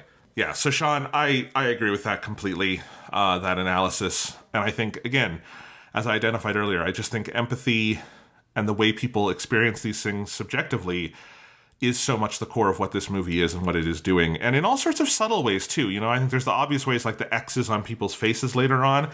But there's also, in the scene you were describing earlier about the teacher snapping at and identifying Shoya as the next target, that moment when he bangs his hand on the blackboard, that is one of those, like, classic KyoAni moments, I feel like, of taking a single thing that happens and it just radiates out throughout the scene in a way where you feel that moment. It doesn't just happen. And there's tons of little bits like that throughout this section and the whole movie, frankly. Yeah, because you have what, in my mind, is the kind of one of the key scenes of the movie and like the key scene of the elementary school segment, which is then, after some of this bullying has now happened onto Shoya, he sees Shoko wiping off his desk and comes in, and this is where they get into this big fight, which this is like a piece of just incredible animation, like the fight between these two kids. It feels so realistic. I've never taught elementary school, but I've seen fights between kids before older than this. But not that much older because I teach ninth graders. And it's like the awkward, like, pushing and shoving and just the shouting. This is where you get, like, the most vocalization from Shoko in this early part, where she is just, like, yelling and shouting kind of incoherently, and Shoya is just going like, what are you saying? What are you saying? I don't understand you. And they're pushing, and she fucking bites him and all this stuff. And it's, to me, this is such an essential scene because in many ways, I think this moment is the reason why Shoko gives Shoya the time of day. And I think it's like, this is like the connection. This is like the first time it's not in a, like, positive way. It's not in a nice way, but it's like the strongest emotional connection we've ever seen Shoko have with someone, where I think she has this empathy for what Shoya is going through. And so she's trying to help him in wiping off the desk, and the, like, sheer injustice of him, like, getting aggressive with her and upset with her when she's trying to help him. Like, it just pushes it over the edge to where everything she's bottled up, she just explodes it at this kid. And to me, there's just something here when you're thinking about like the shapes of voices, right? This notion of that people communicate in so many different ways. I think this is one of the first times where she does really communicate. Shoya is saying, "I don't get it. I don't know what you're saying. I don't know what you're saying." But I think on like a deep level, their bodies are communicating something very sort of like physical and primal about this fucked up relationship the two of them have, and it kind of explodes here. I think this is kind of like a key moment that then leads to their later relationship. No, absolutely. And this is another moment where I was thinking about this last time when I was watching this movie. If you're asking me, like, what can animation do that, like, is different, superior, of a different kind to live action, I think a lot of people jump to, fantasy elements. You can do dragons more easily. You can do your, crazy UFO table bullshit a lot more easily, in like a Fate Stay Night or Kimetsu no Yaiba or something. But my mind always truly does jump to, I think, this kind of stuff of like, what are the things in just normal physical reality that you can identify? And I actually think if someone were to ask me that question and I had to pick one movie to show, like, what can animation do that is of a different kind than live action, I think A Silent Voice would be pretty high on my list of ones to pick. And I think it is for scenes like this, where if you could get kids to do this in a live action setting, you'd have to be very careful because you don't want to hurt the children, right? Yeah. But even if ignore that for a second, I don't know if you could make it anywhere near as raw and personal feeling with like the number of like angles and the like precision of emotion and voice in that, because kids are not actors in that sense where you can choreograph it to the level of this, what part of what makes this work is it doesn't feel choreographed. As you say, it feels very messy in the way kids fighting feels messy. And then there's all the other like internalized, stylistic, subjective things that I think are so unique to animation, even when in Yamada Naoko's style, she's often mimicking camera angles and camera techniques so often that do come from live action. But this whole movie, I think, shows so many unique potentialities of animation, even in a case where nothing in this story needs to be animated as an intrinsic thing, right? It is not a piece of fantasy, but boy, does it show in moments. This is an obvious one, but I think there's a lot of less obvious ones that are no less potent, what you can do in animation that does go beyond things that are possible with a physical camera. Yeah, that whole scene, I think you're right. Like, it showcases that in like the physicality of the characters and the raw emotions that are expressed. Animation is just much better at expressing that than live action. It is just a phenomenal scene, and this kind of closes out the classroom, like the elementary school segment, where you do get one of like many recurring visual motifs. I took an absolutely absurd number of screenshots for this movie for my notes, because as I went through the movie with a fine-tooth comb, like it just like all the visual motifs just stood out more and more and more. And one in this segment is where you're constantly revisiting Shoya at his desk looking at the lead on his pencil, which is such a good detail that like really centers you in that classroom experience, because everybody knows that. Everybody knows the I'm bored in class and here's this like physical thing I'm fixating on. It's the lead on the pencil, it's spinning the pencil, it's whatever, playing with an eraser or something. And you keep on revisiting that. And then the last one is him sitting there with his head in his arms on the desk, just like mindlessly pressing the mechanical pencil as the teacher's announcing that Shoko has transferred.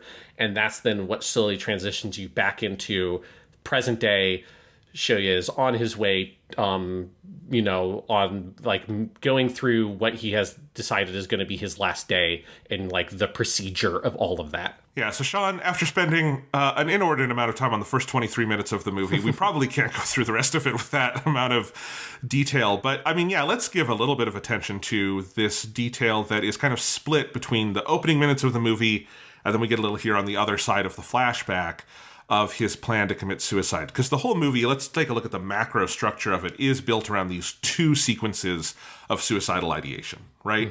That he has this moment, and they're in isolation. Neither character knows the other person feels this. And this is key because, again, empathy being and subjectivity being such key themes of the movie, they are closer to each other than even they really, at the time, by the time Shoko attempts suicide, they are very close friends and possibly even more at that point, but they still don't know the other person has this level of pain within them. I think they both know they each carry a lot of pain, but they don't know this one. And so for Shoya, he has made this plan. He is very much exhibiting all the psychological signs, because he full on has the fucking like suicide calendar is such a dark image, which then becomes a darkly comic image when he has stapled on the rest of April to it at the end, or when we come back and he's decided to keep living because he had cut it off at that point. But yeah, the movie starts with him finishing his job, selling off all his possessions, and as we eventually learn, he has been in this process of trying to make amends with everybody, including Shoko, including his mom, paying back, because he feels so guilty about the money she spent paying back for the hearing aids, which is the kind of thing that a parent is going to do and is not going to hold you to, but a kid doesn't necessarily understand, right? And so he feels like he has to pay his mom back.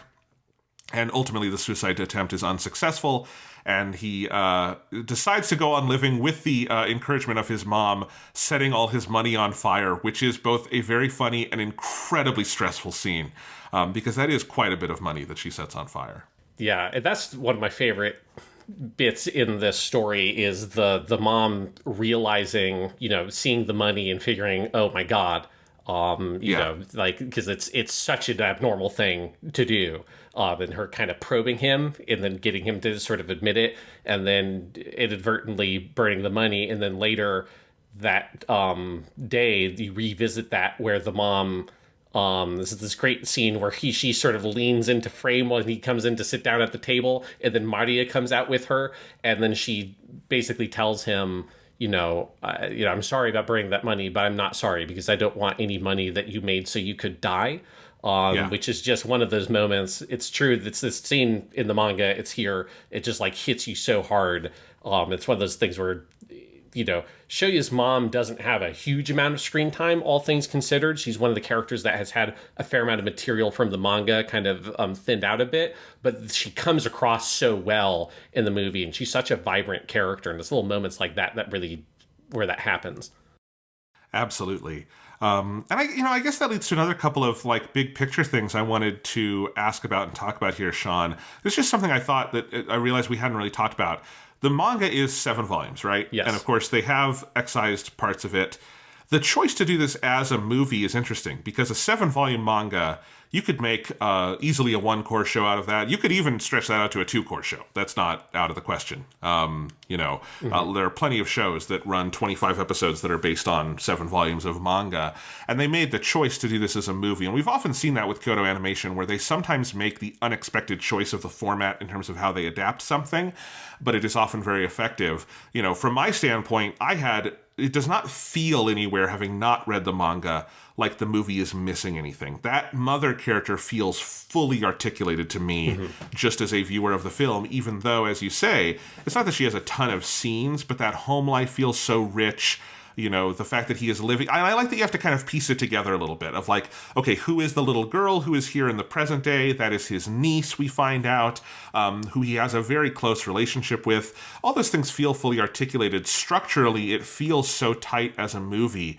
Again, having things like, I think, the film's choice to build itself around the two poles of Shoya's suicide attempt and Shoko's suicide attempt, and those being the events that kind of drive both halves of the film. It feels so perfect as a 2-hour movie, but that is not necessarily the common route of adaptation for a 7-volume manga.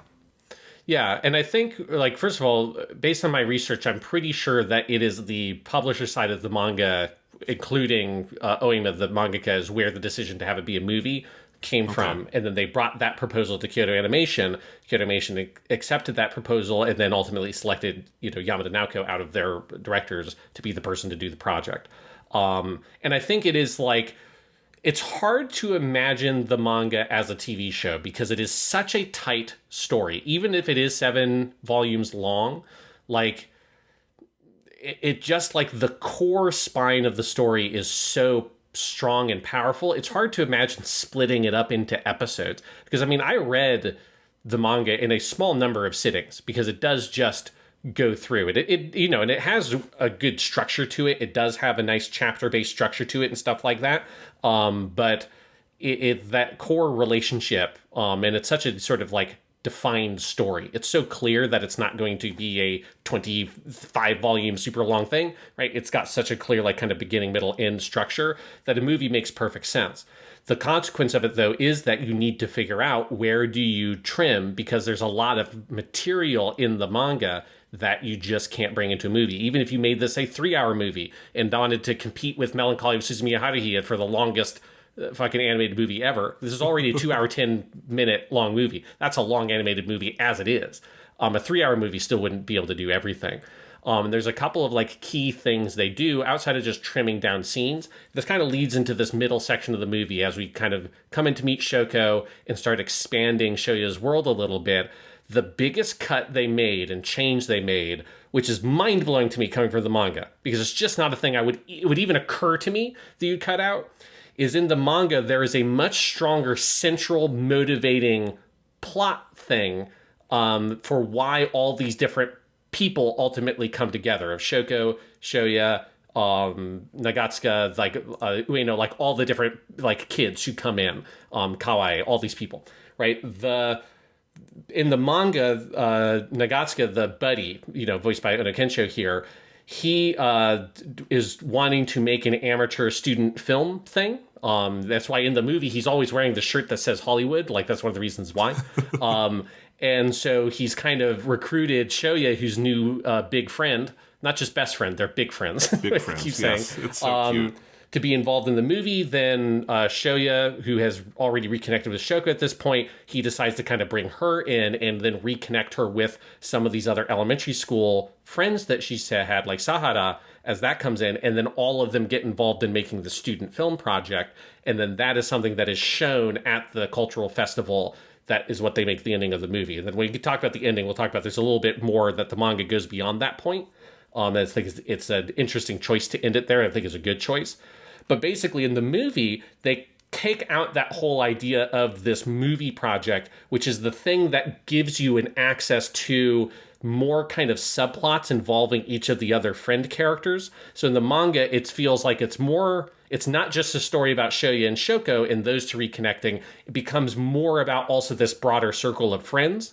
I think the movie makes the very smart choice to say, we can have some of that stuff. You need some of that stuff, but they're not prioritizing that element.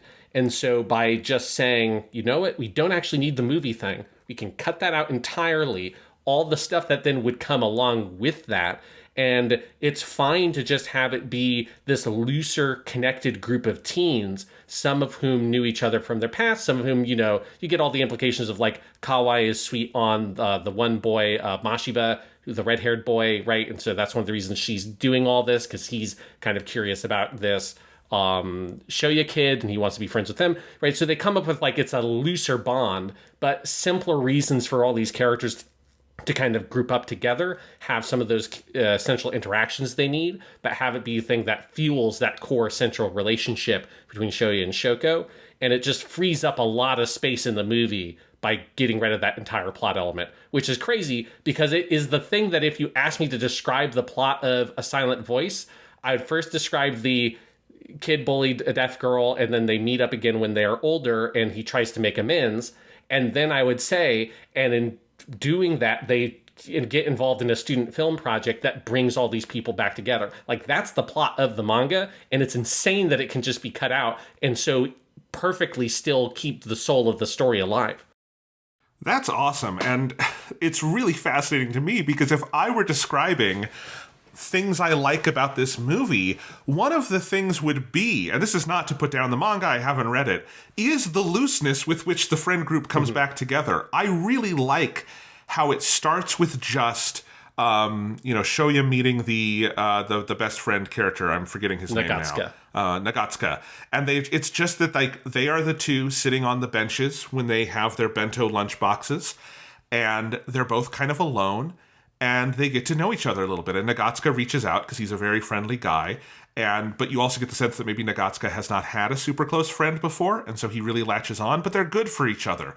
And from that, and him, Shoya also making this effort with Shoko, which is, I think, a very therapeutic thing he is doing for himself. But he also, as he says a couple times in the movie, he has this sense that it's good for her too to like confront this. And from that grows this other stuff, that there are other people, like Shoya is so in his own head and he has the X's over everyone's face. He can't recognize when there are other people who would genuinely just like to be his friend as a simple course of business.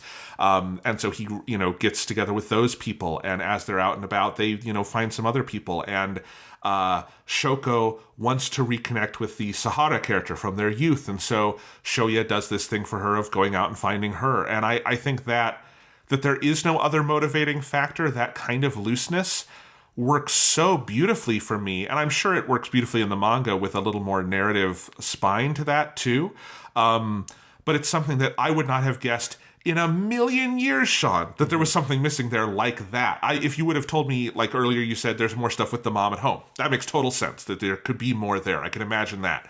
That there's a whole film plot line like that goes to the cultural festival. I had no idea. This works so well on its own terms. And I'm actually really glad now that I did not read the manga for this podcast, because this is an interesting kind of back and forth to have.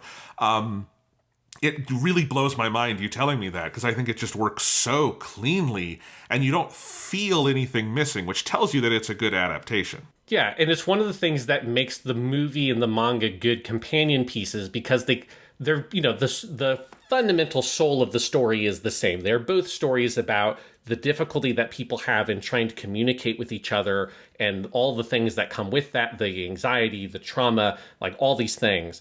But they come at it from slightly different angles, even with the same set of characters. And there are some things that the movie is able to do because of its more narrowed focus that the manga doesn't get to kind of zoom in on. But there's things that the manga can do by having this like sort of richer broadcast of characters, because you have more subplots with all those other different people. For instance, like the scene at the bridge where Shoya kind of breaks down and then kind of tries to push everybody away by insulting them. I think that scene is quite a bit more impactful in the manga because it's a bigger felt breaking point.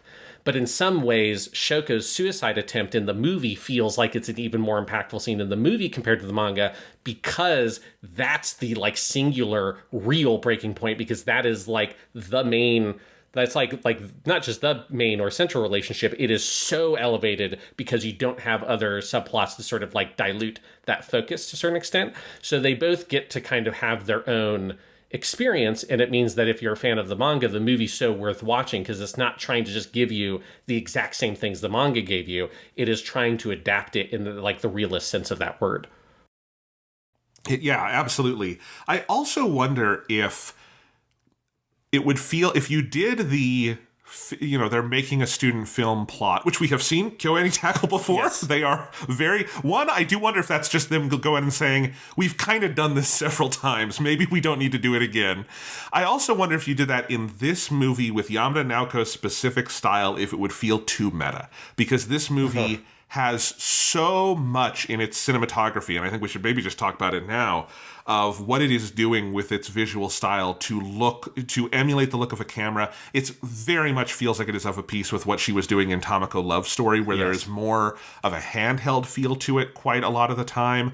I would kind of describe it as Tamako Love Story meets Haruhi, in that it has that Haruhi feeling of very strict mounted like camera angles where you feel like the camera could physically be in these places, and it's making those choices. Combined with Tamako Love Story took it to another level where I think the way it does things like focus effects, focal length, light bloom through, scenes, all of those sorts of things, plus the kind of handheld feeling, it is so attuned to kind of those aspects of cinematography, and it's doing such interesting things with them. I wonder if it would be a hat on a hat if you then had someone running around with a film camera filming things. Do you know what I mean?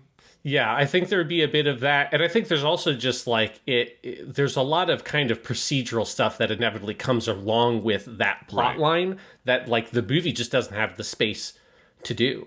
So yeah, but I think you're right that I think there's something about the aesthetic of the movie that's communicating some of those ideas of like the student film, the creativity, the physical nature of what you're seeing with these kind of like interesting animated things kind of superimposed into it, right? Like the X's and the places where they do kind of bend or break reality to certain extents. That was the movie's aesthetic to push into these other spaces. I just think like the movie subplot they identified is just not necessary. It's not necessary for what the movie's doing. And it's like, it's a bold, crazy thing to have cut. But it's absolutely the perfect thing.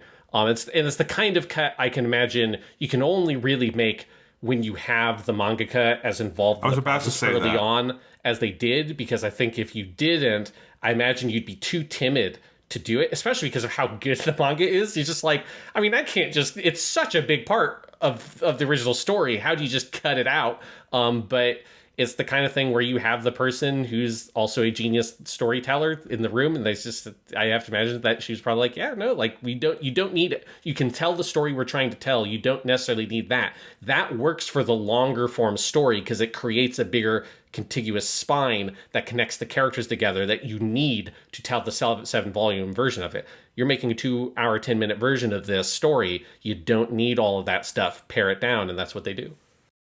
I think that is so true, and I think it's something you see a lot. I think truly good authors who are in their right headspace are often the people in the adaptation process telling you to change things because they know they're confident in their own work and they understand the artistic process involves that, you know? It's often, I think, actually the sign of authors who are good at this kind of collaboration. But yeah, Sean, as always, you have your list of actors here. And I think while we're talking, you know, we just talked about the friend group and all that. I think we should talk about these individual characters as well as the truly like extraordinary set of performances that animate a lot of them. Yes, yeah. So this kind of middle section where you start meeting all of these. So let's, with Shoya, we've got Ida no Miyu here, who people will know very well if you like Spirited Away, because one of his first roles in anime as a child actor was Haku in Spirited Away. It is this uncanny thing that Hayao Miyazaki hires child actors with no acting experience who go on to be some of the biggest voice actors in the industry. We see that over and over again, and it always blows me away. We talked about him on Japanimation Station just a couple years ago because he is also Dr. Hedo in Dragon Ball Super Superhero. He's Saji Crossroad in Gundam 00. He's Sino in Genshin Impact. I didn't know that. Yes, and he is Sora in Kingdom Hearts, which that stretches back to him still being a character or a child actor to today. And then also, what eventually will do our Mari Okada season, he is the main character in Anohana, Jinta, which shares a lot of similar DNA with Silent Voice. Those are very similar kinds of stories, and it's a similar kind of character in many ways. I'm excited to see that then, because I have to say, I've heard him in a lot of these other roles, and I've always thought he was great. I didn't know he had this in him. Like, just from the other things I've seen him in, this is one of the best performances I've heard of this type ever. It's incredible. Yeah. Like, it is such a full character creation with the voice. It is so soft. It is so emotive. It is so expressive. It blew me away. And I think one thing that's interesting about a Silent Voice when you're thinking about the acting side of it is that, the cast are all, like, Japanese voice acting pros of this generation, right? Like, you're getting some really big names here, but they're also asking them to act in a more naturalistic fashion that you would expect from something like a Makoto Shinkai movie or a Studio Ghibli film, right? Where in those kinds of movies, you're usually getting people who are like film TV actors or someone who's like a not traditional voice actor, or someone who's just like super raw to it, like Ida no Miyu was when he played Haku in Spirited Away. It's what Miyazaki almost always does with his films, yeah. Yeah, because a lot of those directors want this kind of more raw, naturalistic kind of performance. And I think a Silent Voice is really interesting that they're, I think clearly just on the text you could tell it, like just by watching the movie. But also in interviews, they talked about like this is an intentional choice to ask them to go to this more naturalistic space for the kind of story that this is. And it just sort of highlights how good these actors are, because there are so many actors in this movie that I know really well, but I almost don't even think of it as their voices in this film because they're not using their anime voices. They're using it sounds more like how these kinds of people sound if you listen to a radio show or something that they do. Obviously, while they're still playing a character, but just the quality of the voice is much more naturalistic. And Ida no Miyu as Shoya, it's incredible performance. All the little nuances of his anxiety and also the warmth and kindness that's at the heart of the character, that is where that anxiety comes from. Like, I think he captures that so fully, obviously along with the animators animating the character, but it is just as with kind of everyone in the movie, he feels like a real person that actually exists. It's the whole world of the movie feels like a place you could just step into and you could just talk to these people because they feel so real. You then have what is, certainly from a technical perspective, the most challenging and impressive performance in the movie, which is Jaime Saudi as Shoko, you're asking her to play a character who is deaf, and we already, we've talked about Jaime Saudi a lot. I still have my giant list of 1,000 billion credits on here, including Yamato, the person who was almost a Straw Hat in One Piece, because you made me add that one onto her list of credits. And man, her performance as Shoko, it's crazy. Because she plays Shoko both as a little kid all the way through to high school age. And, she, based on the interviews and stuff I read, she spent a lot of time doing research. She attended sign language classes. She talking to people who were deaf and communicating with them through sign language and stuff and kind of learning, okay, what is the proper way to vocalize these things? And it's such a seamless feeling performance. It's incredible. You just don't even, it's the kind of thing where you just don't even think about it. You don't think about the fact that it's a deaf character trying to talk, and it is obviously a person who can hear and all that, playing the character. It feels just so perfect. Yeah. And this is where there's, interesting discussions to be had, because I know in the English dub, they did what I think would be much more the norm now in Hollywood in America, which is they got an actual deaf actress to play the part. And I totally understand the logic of that. That's not something that you usually do in the Japanese voice acting industry. There's just such a world of actors to choose from. It tends to be you just go to those people and find someone, when you have these kinds of roles, right? And it is interesting because Jaime Saori is a fucking star, and you cannot tell it's her in this movie, right? I would not have known if I didn't know it was her voice, and it is very good. I do think one thing I want to keep in mind with, especially a character like Shoko, whose primary form of communication is not her speech, is something I think we always talk about, which is that at least half of the acting is being done by the animators, and Shoko is an absolute powerhouse of that idea. It's another reason why this would be a great movie to show in any kind of animation 101 course, is Shoko is primarily articulated to us through the animation, and Jaime Saori does some very important moments, but she is not the primary communicator of the character in a way. She is kind of the primary communicator of, Yor and Spy Family, right? Something like that. Oh, the animation is important there too.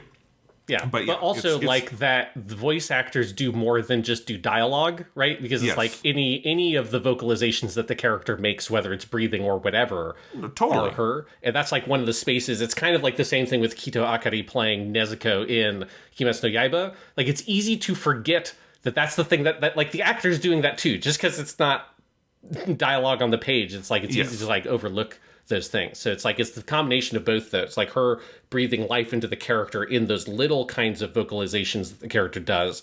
Obviously she also has spoken dialogue, but that's a minor amount of the amount of actual kind of voiced material that's there. But then it's also the way the character animates and walks and carries herself, and the facial expressions for her are so important. And then obviously the signing that the character does. Yeah, but it's a great performance. It sounds studied. It sounds like she did her homework. It does not sound like a caricature. In either way, it doesn't sound like they're trying to sand off the rough edges of that, people who have been deaf since birth do have obvious, trouble speaking, spoken language, because it is not something that comes naturally if you do not hear yourself. But neither is she going over the top, characterizing it. It sounds very respectful. And it's, again, great performance. But boy, one of the things that's funny, Sean, when you talked about the naturalism that everyone is bringing to the table, it's so true, because I'm going through your list of actors here, and I didn't recognize most of them. The only one I really recognized was Kensho Ono, because he's the only one kind of doing a character voice, because that character is the most over the top of anyone in this movie, Nagatsuka. So I recognized him. But everyone else, I'm I love these actors, and I just couldn't tell it was them, because they're doing a different register than they are often asked to do in anime. Yeah, so this whole host of great actors here. So let's talk about this since you just mentioned him. We've got Uno Kensho, or Uno Kensho when he's playing Uno. Yep. Who plays Nagatsuka, and yes, he's the kind of comic relief character. And absolutely, like Ono Kensho, like he clearly is directed to do more of an anime voice because the character is doing the character is kind of putting on a performance as well. And I do think this is a character that I think I maybe like him even more in the anime than I do in the manga, because Ono Kensho's performance is so funny to me that like the way he brings life to this character. In particular, there is the scene at the food court where Shoya's in his own head about him trying to sort of bridge this gap of understanding between him and Shoko, and he asks Nagatsuka, like, what's the meaning of friendship? And Nagatsuka, like, has him, like, do, like, a fist bump, and then they grab hands like it's the fucking Predator meme, only they're not incredibly ripped. And then he takes a French fry, dips it in some ketchup, and is pretending to smoke the French fry while he's trying to be super cool. And because it's Ono Kensho, he actually sounds like incredibly fucking cool, which makes it even way better. The fact that he sounds like a badass while he's trying to say these sort of like cool guy lines about like the meaning of friendship. And that scene just sold me on this take on the character so well. It's just incredible. I love him. He's so cool. And I just love that whole friendship because it is this very simple redemptive thing for both of them, of where you can tell Nagatsuka does not have a lot of experience having a close friend like this, and neither does Shoya in so many ways. And so the relationship they have is very sweet and beautiful, and Ono Kensho can go into the more naturalistic register when Nagatsuka kind of drops that act. There's the scene late in the movie where Shoya comes back for the festival after he's been in the hospital, and he has an anxiety attack basically and runs into the bathroom. And when Nagatsuka comes in to try to find him and make sure he's okay, that's one of his best moments in the movie. Mm-hmm. Like, he totally sounds so like arrestingly human there. It's beautiful work. Yeah. It's a great character. It's a great performance. My favorite gag of him is the moment where he is like trying to be buddy with Yuzuru when he doesn't know that Yuzuru is a girl, and then Shoya tells him, and there's just like it cuts, and he's on the other side of the street. He just goes, "Yeah, of course I knew that." That is such a good visual gag because it literally relies on the whole idea of like line of sight and how like films draw your eye in, because your eye is drawn to the point where he was. Like, that's how the frame is balanced, and it's the same shot twice, one where he's there and one where he is not. And so what it does is when it cuts back and he's like, "Oh, of course I knew that," your eye goes to where he was, and that is where your eye is drawn in the frame, and then you start looking like, where the fuck did he go? And it becomes like, where's Waldo? And then he's in the back of the frame over here, and you find him, and it's very, very funny. Yeah, and just him say, and it's like, it's the other thing that makes it really funny is he says that line of like, "Oh, I knew that the whole time," but like it makes it funnier that line is at the same level of volume as if he was standing right where he was, even though he should be incredibly far away. It's just, it's one of those handful of moments where the movie allows itself to be a bit more traditionally anime-ish or cartoonish. And yeah, it's a good character.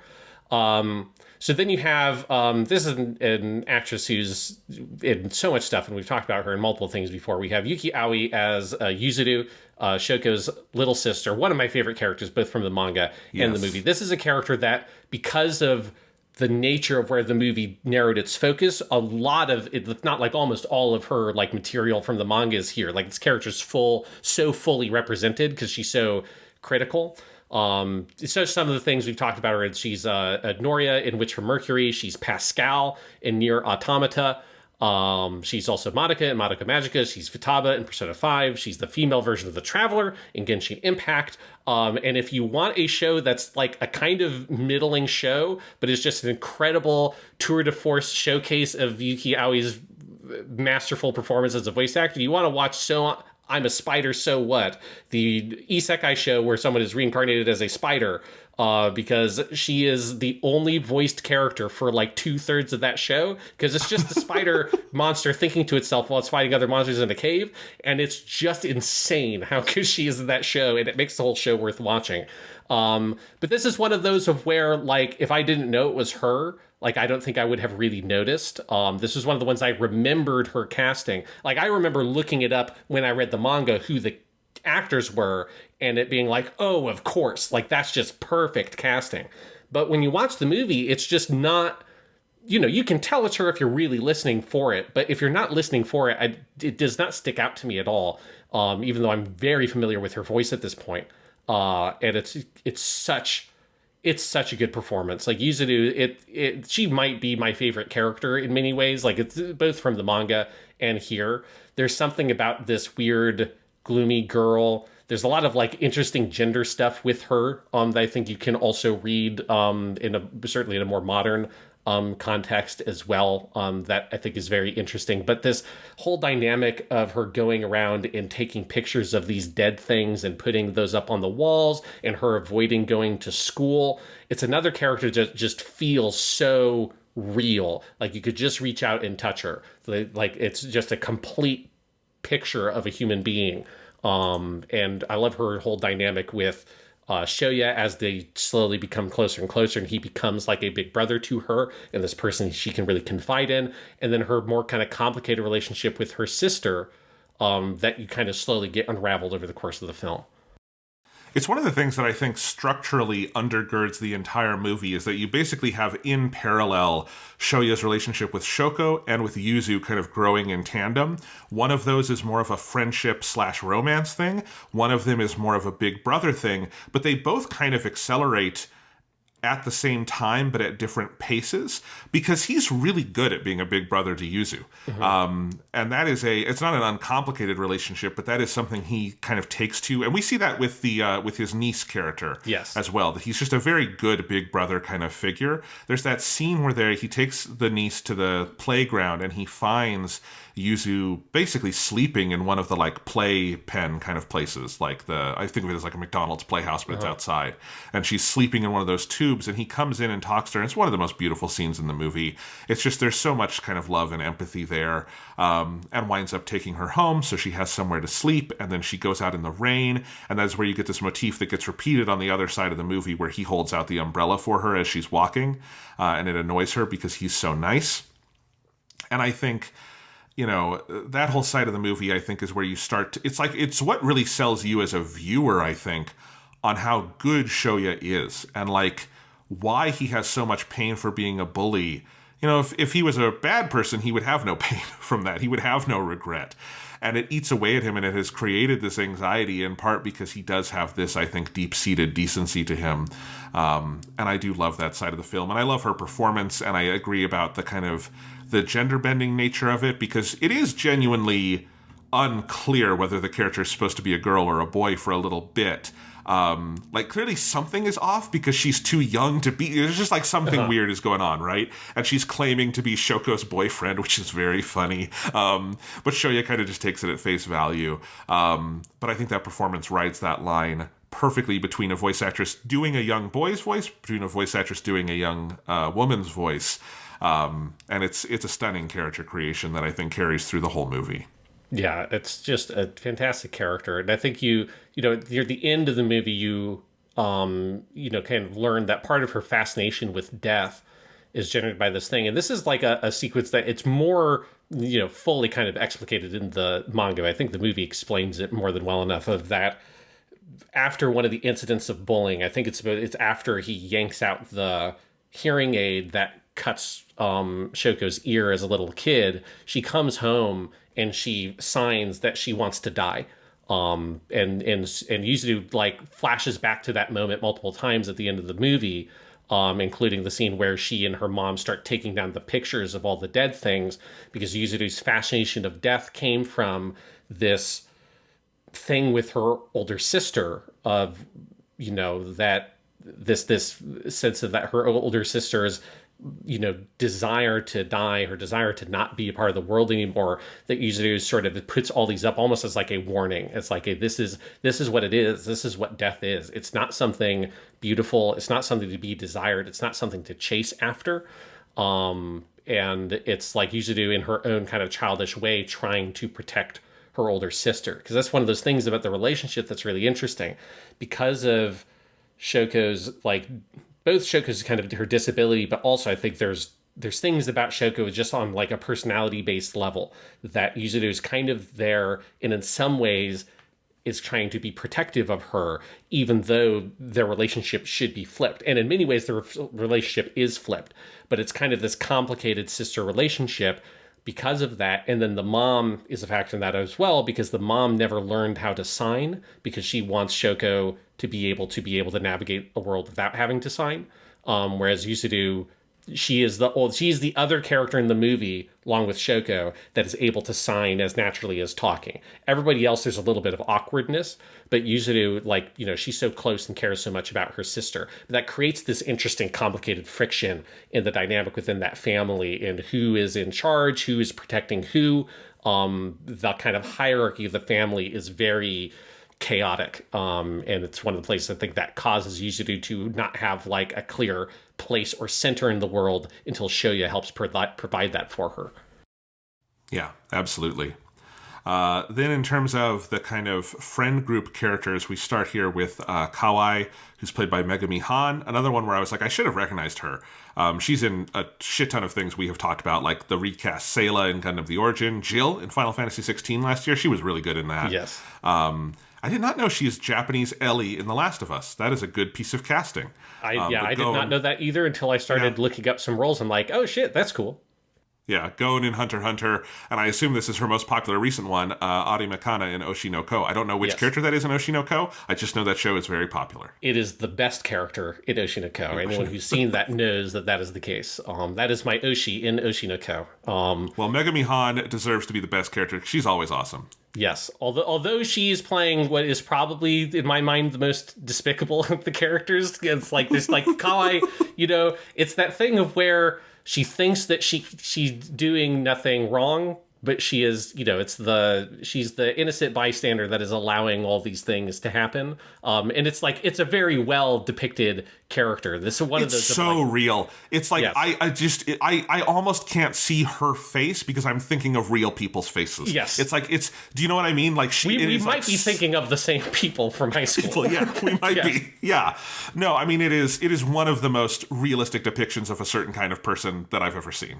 Yes, and it's another one where like she's got a lot more material in the manga, but they capture the essence of the character so perfectly of that she is legitimately well-meaning, right? Like she's not a bad person. I mean, you get that at the end when she brings the paper cranes and all that kind of stuff. Like she legitimately thinks that she has done nothing wrong because she has no real self-awareness, and it's and she's you don't see almost really any of her family life or anything, but you just know that she comes from like a very nice family that's probably fairly well-to-do, and she's been very sheltered, and like she doesn't have that sense of like her position in the world and how other people see her, or maybe she has almost too much of a sense of how people see her, and she is, trying to protect herself. So she cries when Shoya brings all the bullying stuff up at the very beginning. She is then the sort of emphasis of the big breakup in the friend group, where she kind of replicates the same thing,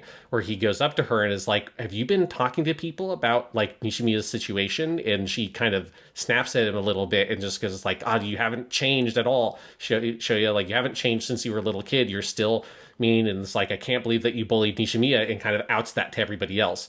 And precipitates. It's the idea that like because you are well-meaning, you cannot cause harm, which is her whole like point of view. When you can be very well-meaning and cause harm, and if you were fully in your right mind, you would be accountable for that and try to make it right. And she just has not gotten to that level of maturity. Plenty of people grow out of this. Some don't and become terrible adults. I feel like Kawai will become a good adult. I think she is on the right path. It is a very understandable thing that people go through. Yes, yeah, because you do get like that sense of growth. It's even more accentuated in the manga, but you feel it here where it's like, okay, like I think she's starting to realize, and other people are kind of trying to help point out and kind of set her on this path of kind of growing out of this, feeling that she is perfect and that her well-meaning nature well-meaning nature means that she hasn't actually hurt anybody. It's like, no, you've been hurting people the whole time. It's like, yes, she was not proactively bullying Shoko, but she was in the background of all those scenes, smiling and laughing. And it's like, you are part of the community that has been created this situation. But yes, it's a good performance, a well-depicted character, even if, particularly in the manga, the character just makes my skin crawl because I can't stand these people in real life, but it's such a good depiction. That's funny. Yeah. Yes. So then you have, this is probably the character that I feel like is the biggest casualty of the things that have been trimmed down, which is Mashiba, played by Toyonaga Toshiyuki, who you know as Flit from Gundam Age. But this is the character, the red-haired boy who gets kind of brought into the friend group from the outside. And in the movie, his whole role is effectively just to be this sort of third party who's not someone who's part of this friend group who gets brought in.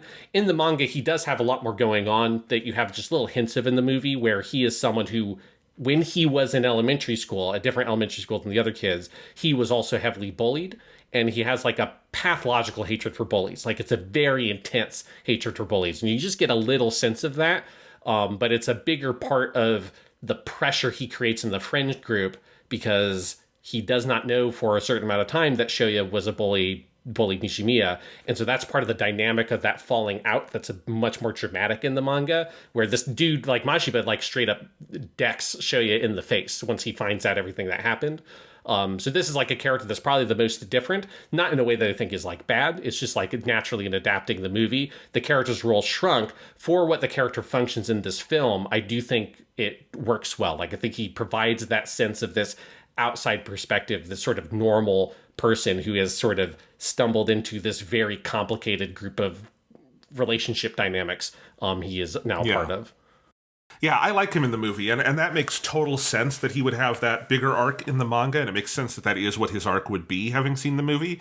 I do think, like, for the role he is playing here, which is, it's not just the normal guy coming in, but I also think it's the kind of person that if you have the kind of anxiety that Shoya has, you would assume you can't be friends with. Because Mashiba seems really cool. He's very handsome. He's very nice. He seems like the kind of person who would be intimidating and maybe not even be, sort of an empathetic good friend, but he is that person. And I think that just also feels, I feel like I know people like this. Like, this just feels like it fits that bill very well. And because the movie is focused mainly on, who these people are to Shoya and Shoko, I think it does that job perfectly. But it's one of the things I'm excited to see in the manga. I would like to see more of that character. Yeah. So then we have Sahara, who is played by Ishikawa Yui. This is the one that when I looked it up, because I didn't remember who it was, while I was watching the movie, I was like, oh my God, that's her. Because I just know this actress so well. She plays 2B in Nier Automata. She's Violet in Violet Evergarden, so we'll get a lot of her in the not too distant future. She's fucking Mikasa in Attack on Titan. She's just the star in everything she's in, basically, is what I'm getting at here. Chlorinde in Genshin Impact, which they're just about to add that character in the next update. We've talked about her as China in Gundam Build Fighters, the China Kosaka, the kind of girlfriend for the main character. And then she's also, just a shout out, because she's my favorite character right now at Fate Grand Order. She's Morgan Le Fay, which, if you know who Morgan Le Fay is, mythology, and you know King Arthur is, that's cool. That's a cool character. That's a cool character to see what Fate does with. But yeah, Ishikawa Yui, one of my all-time favorite voice actresses. Again, giving a much different kind of performance because it's so much more naturalistic. And Sahara is low-key one of my favorite characters in the story as well. She has even more stuff in the manga. She's just fucking super cool in the manga. That's what character that you want to read the manga to see what else they do with her, because there's a lot more stuff with her and Ueno are going to a school where, like, specifically they're studying fashion. And Sahara is just like the coolest fucking lady. And you get senses of that. Like, she's very tall, right? She's trying to break out of that shell where she was very nervous as a kid, and she's like intentionally trying to push the boundaries. If you look at like what she wears, like if you look at her outfit in the big amusement park sequence, you see she's got like the super cool like overcoat on and all this stuff, because you have those hints of like her kind of fashion like life there. But yeah, like it's just a awesome character that again feels very real. I like the sense of this person who has grown both physically but also emotionally like so much and is trying to push those things, but there's something about Shoya being someone who knew who she was, that when he pushes that button in the big breakup scene and he tells her, like, you know, you're just going to like throw it all away and run away again because at the end of the day, you're just a coward, right? I think if anyone else said that to her, it probably wouldn't even affect her because she has actually changed and she's grown and matured a lot. But it's that thing where it's like when you're with these people you knew at a certain age, you kind of revert to who you were at that age. And I think this character captures that dynamic of this friend you had a long time ago that you kind of reconnect with, and that time gap in the growth and the change you've seen there, like, makes that relationship so complicated. And I think like this character just captures that energy so well.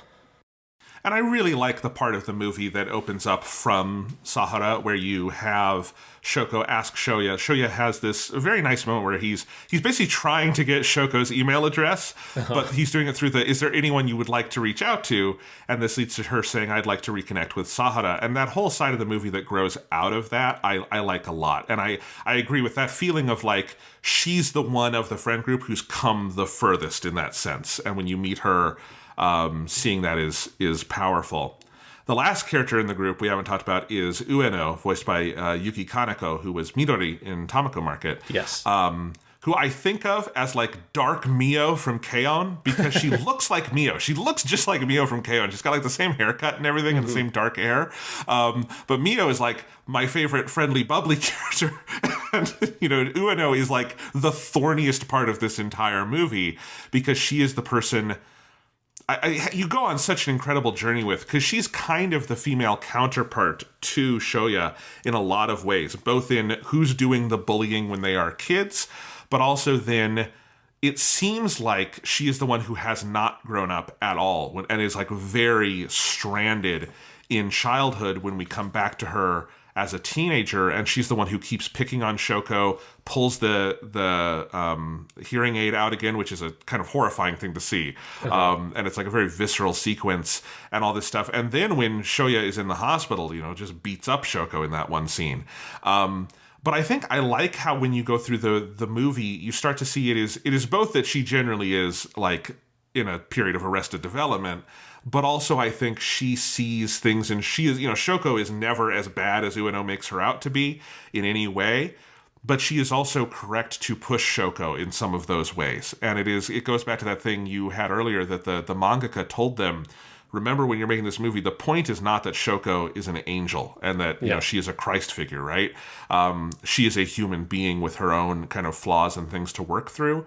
And I think the way that all intersects is really interesting. And another thing that just makes this movie and this story so special is it is so much easier to imagine I would say the Hollywood version, but I think a lot of other anime would do this as well, where because Shoko is deaf, she cannot have character flaws. She cannot have things she has to grow through. She has to be static. Shoko is a real character here who works through some shit.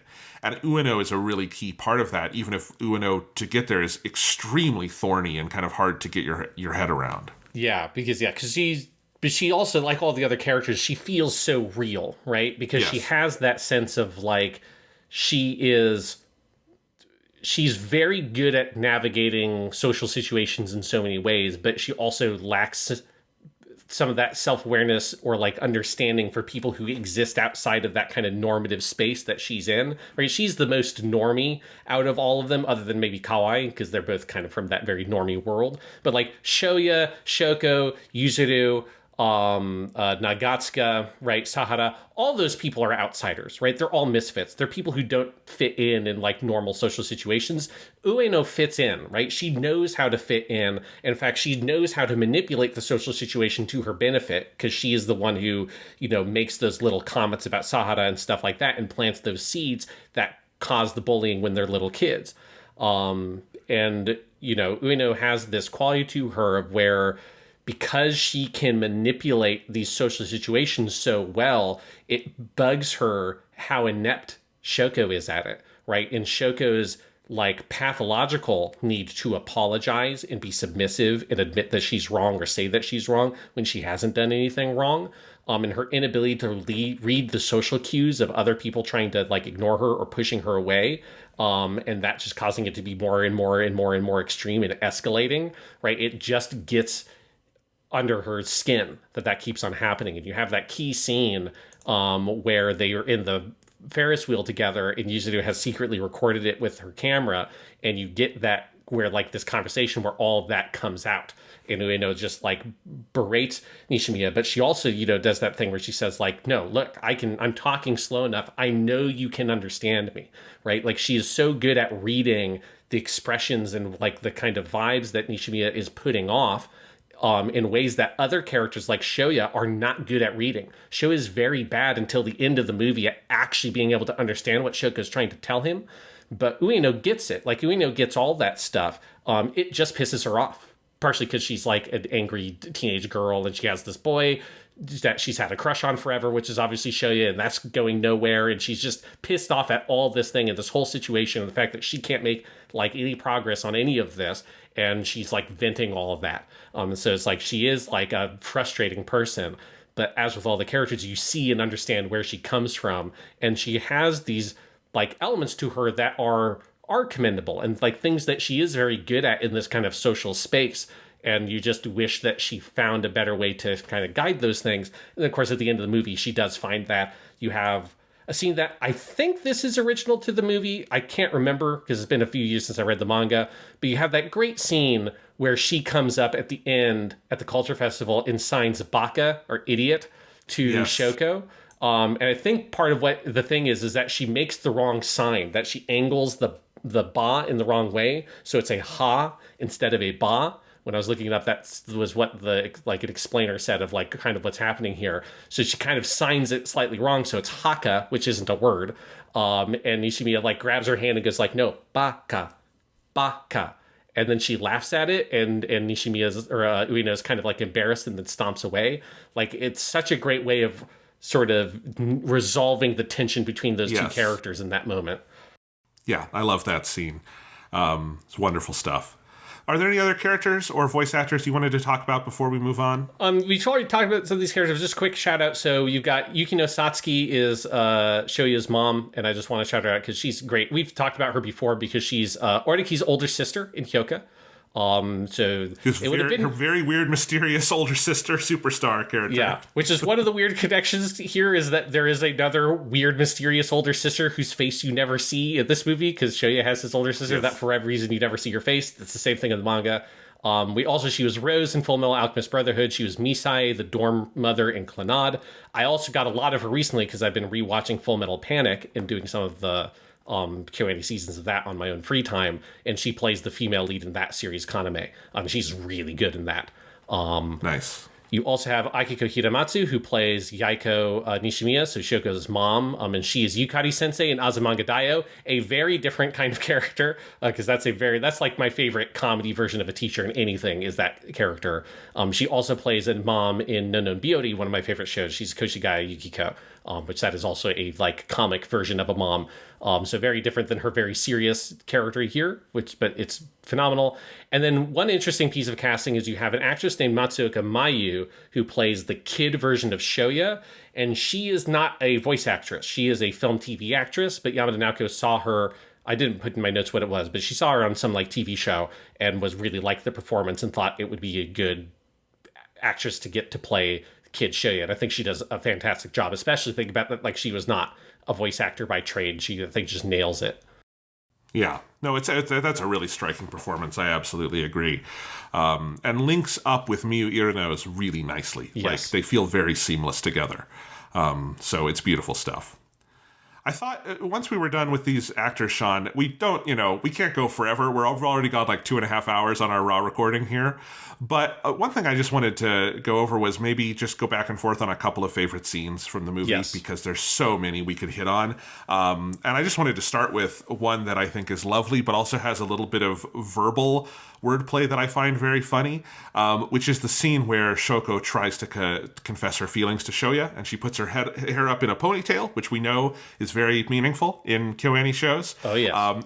And indeed, it can save the whole world, as we learned from Haruhi. And she gives Shoya those three, it's like a bear, a bunny, and a cat. It's like the little things that you put in a planter, right? Yes. Although Shoya is not sure if they're food or anything. And then she tries to say, ski, I like you, which is the word in Japanese. And Shoya misunderstands this and thinks she said ski, which is moon with a tsu, a hard tsu, and there's this whole confusion about the moon. I think it's a very funny scene. It's beautifully animated. It is one of another Yamada Naoko love confession scene on a bridge. I don't know. There's something very archetypal about it.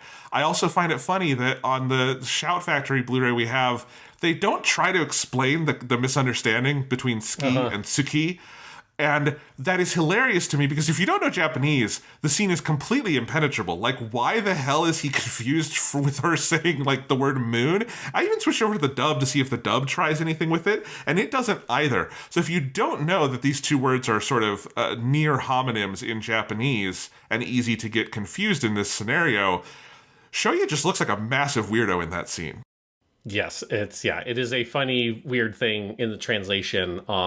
It's a great scene, though. Like, and actually, for me, the most important thing in this scene is the three things that she gives him, the planter things, because I think this is like it's a microcosm of the movie, right? Because she gives him these things that he has no idea what the fuck they are, and he looks at these and he's like, in his head, he's like, "What the hell are these?" But he doesn't ask her, what are these things, right? And this is that Nishimiya Shoko is not an angel, right? She is. Right, my reading of this scene, because part of the whole dynamic of the story is you are meant to be at arm's length from Shoko for the first 2/3 or whatever of the story until Ishida Shoko falls into the river. At that point, she kind of comes as almost your POV character, at which point you get more of a sense of her internality because you get that from her suicide attempt. You realize how much turmoil has been going on under the surface. All right, so that's part of the dynamic of the story because you're looking at it fundamentally from Shoya's perspective for most of it. But there's something here of where I think she's giving him these weird things as a conversation starter. She wants him to ask her, what are these? Because she has tried to create this whole situation to confess her love to this guy. And this has been part of this. And he doesn't ask her. And he would, if it was anybody else, if Ueno gave this to him, if Nagatsuge gave him these things, if Kawai gave him these things, Yuzuru gave him these things, he would go, what the hell is this? Because it's Shoko and he's so nervous and tiptoeing around her, he doesn't ask her. And it's part of the kind of fundamental misunderstanding is that he fails to communicate with her in so many ways. And then at the end of the movie, it wraps back around when he comes back from the hospital. He sees that Maria, his niece, has put them in the planter. He has this moment where he looks at them and goes, oh, so that's what those are for, right? And that's a little way of showing his character growth, right? Of that he is, he has come to this understanding with Nishimiya in this like very symbolic way. And I just thought that was like, it was such an interesting little detail that the movie zoomed in on because there's so much stuff that's cut from the manga that every individual thing they keep is kept for a very particular reason. And I thought that was like a good detail of a moment that they like zoomed in on. And I feel like made feel even more important because of how they kind of highlighted it. Oh, absolutely. And it's such a KyoAni thing, right? It is such a, like, the way they often cue in on some detail in the world that is outwardly mundane but becomes some kind of synecdoche for the story. That is something that they are extraordinarily good at, and we have seen time and time again. And yes, the three little animals on a stick. What the heck are they? Are they candy? Are they a planter? How do we communicate? You're so right. It is one of those visual details that brings so much of the movie to life through that theming. Yeah. Although I just picked that scene. You pick a scene. Yeah. So a moment I want to zoom in on, this is also just an incredible moment in the manga. You have they all go to the amusement park. Shoya's like, oh my God, this is great. I got friends. Like everything's coming up Ishida Shoya. And the way they do it in the movie is so good where he's like, they kind of imitate some of the My Generation montage from the beginning of the movie. He's got some of that energy back, that weird like sway he's got when he walks, all that kind of stuff. Then he goes with Ueno to go get some takoyaki. There's lots of takoyaki in this movie. It's the kid. I forget his name. His name's not important. I think Mashiba maybe. But it's the blonde kid who used to be his best friend, turned into the primary bully when it all turned. And he has an immediate flashback to this kid, remembering jumping off the bridge with him. Obviously, there's also lots of jumping off of bridges into water. We need to talk about all that, like those motifs. And then he remembers the desk with that says like "Die, we don't need you" on it, which is a pretty brutal fucking thing to write. And his like this dude's cold, dead, fucking terrifying eyes, because this dude has the most terrifying death stare in the history of anime. And Shoya just shuts down. He turns around and starts walking away. And X gets slapped back onto Ueno's face, which obviously this is also in the manga as well. But like the sound effect in the way that they visualize that in the anime is fantastic. And immediately it's, it drives this wedge in him, right? Of this anxiety, this feeling of like, oh God, he has not resolved all the issues in the world. And this connects to one of the things that's a pretty substantial change from the manga, is that there's just more stuff with this dynamic, because this also connects to the ending of the manga that is different than the anime, because the manga goes past where the anime ends. In particular, the ending moment is a year has passed. A lot of stuff happens where like Nishimiya goes to Tokyo for school, all this different stuff. But point being, a year passes, and in the last chapter, they all come back together for this coming of age ceremony. So everyone comes back to this town. And the last moment is Shoya is about to enter this big hall where the coming of age ceremony is being held. And he realizes in that moment, this guy's going to be here too. Like, of course, because everyone from that elementary school is going to be here. And he stops and pauses, and then Shoko grabs his hand, and he thinks to himself about how, in order for him to be able to move forward and to live in this world, he's going to have to reconcile or like face his past, and he steps through the door, and then that's the end. So the manga has an extended reckoning with Shoya's own relationship with his own bully that parallels what Shoya has been doing with Shoko, but it's more complicated because it's left unsettled at the end of the story. So it's not something that I don't think the movie needed to have that. I think it's too much for the movie to do. You'd have to have too much additional material.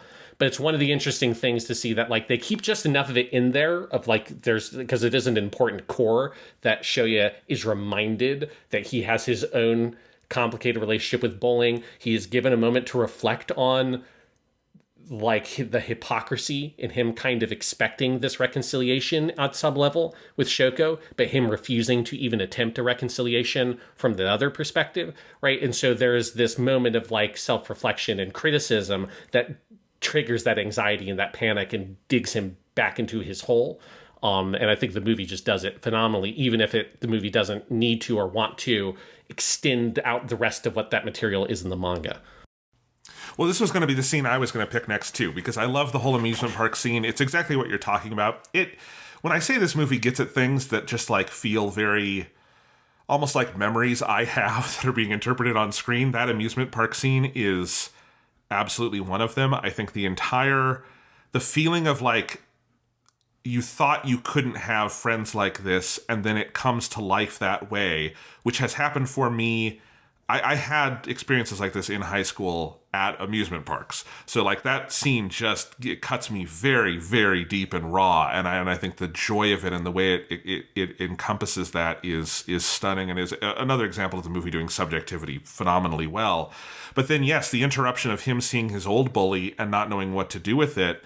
Because I think one of the things, at least in the movie, and again, I don't know exactly how it goes in the manga, but in the movie, I think it also does feel like meaningfully different in so much as this is not someone who seems to have come and tried to make any kind of amends, which Shoya has done to Shoko. And it is also different in that this was a betrayal of someone who was his friend, who became the cheerleader of the bullies. Like, in many ways, not to like list, a tier list of bullying, but it is an even worse kind of thing to some degree than I think what Shoya is responsible for. So it is just hard to reckon with. And that, some bullying relationships like this, I think you can have a very healing kind of restorative justice approach, and some are going to be left unresolved kind of inevitably. It's just the way the world works, right? And I think that's what you see here. Yes, absolutely. And I think that that's the same thing that the manga is exploring. Like, I think it's why you don't see what happens on the other side of this door. And I think the movie, I think it gives you a lot of that same feeling of like, I think it brings you to ask those questions about like, what is reconciliation? Where, how, and when is reconciliation appropriate? when and how is it appropriate for you to reach out for reconciliation or for you to try to give it to someone else, which is it's just a really complicated thing, right? And as you say, like Mashiba, which I think that's his name. I might have been getting his name wrong the whole time. I don't remember. But that kid, he is not reaching out. In fact, he's I think deliberately trying to avoid interacting with Shoya. Yes. But the one thing that it does give you, and the movie doesn't point this out as clearly, although it does show that it happens, is that he and the other kid who was also his friend that turned bully, they are the people that end up pulling him out of the river when he falls in trying to save Shoko.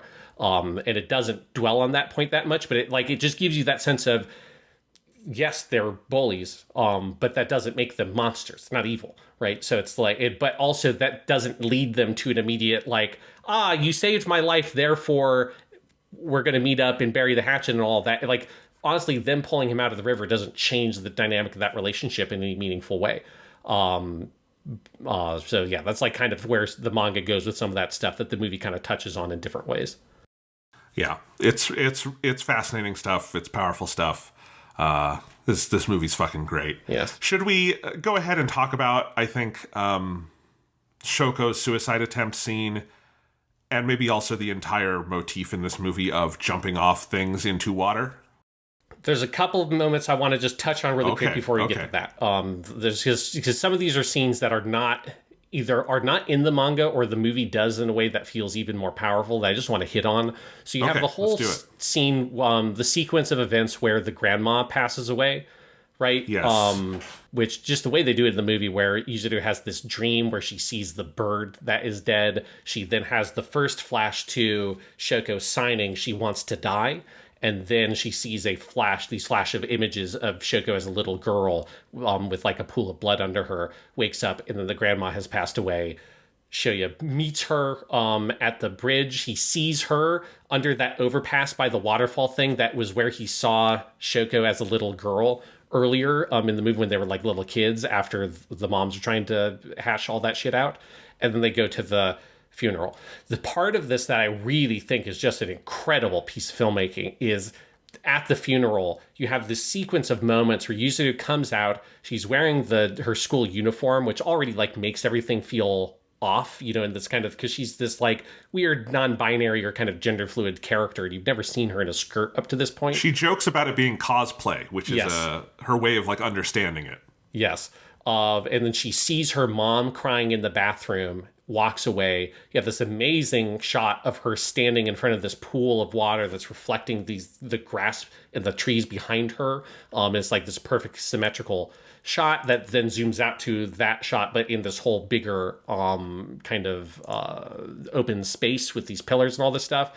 And then a butterfly comes in, lights upon her finger. She looks over and sees Shoko is on the other side of this pool of water. And Shoko's dressed in this black suit with her hair done up, and she looks so much more older and mature. She looks almost like her mother in that moment. The butterfly flies over, hovers around Shoko, who lifts up and holds out her pinky, which I don't know Japanese Sign Language, so I don't know for sure, but it reminds me of earlier in the movie, Yuzuru uses this pinky sign to sign little sister. I have no idea if that's the same thing, but there's something particular about her holding up her pinky in that way. I bet if you new Japanese Sign Language, there's something being communicated specifically with that. And then you have this symmetrical shot of them standing on either side of the pool. Yuzuru holds up her finger with her pinky as well, and then the camera follows the butterfly as it flies up into the blue sky. And it's this incredibly magical piece of filmmaking that exploring this feeling of grief at the loss of this family member from the perspective of Yuzuru, who's this kid that has a very complicated relationship with her own emotions, let's just say, and her kind of standing and watching these things. And it's so beautiful. The green color space of the scene is so striking because it's so different than the way the rest of the movie looks. And I love just the imagery of this butterfly feeling like it's the soul of their grandmother or something else kind of saying goodbye in this moment. It's a moment that I don't remember if this is in the manga. If it is, it doesn't sit in my memory, whereas I feel like this is a scene in this movie I'm never going to forget.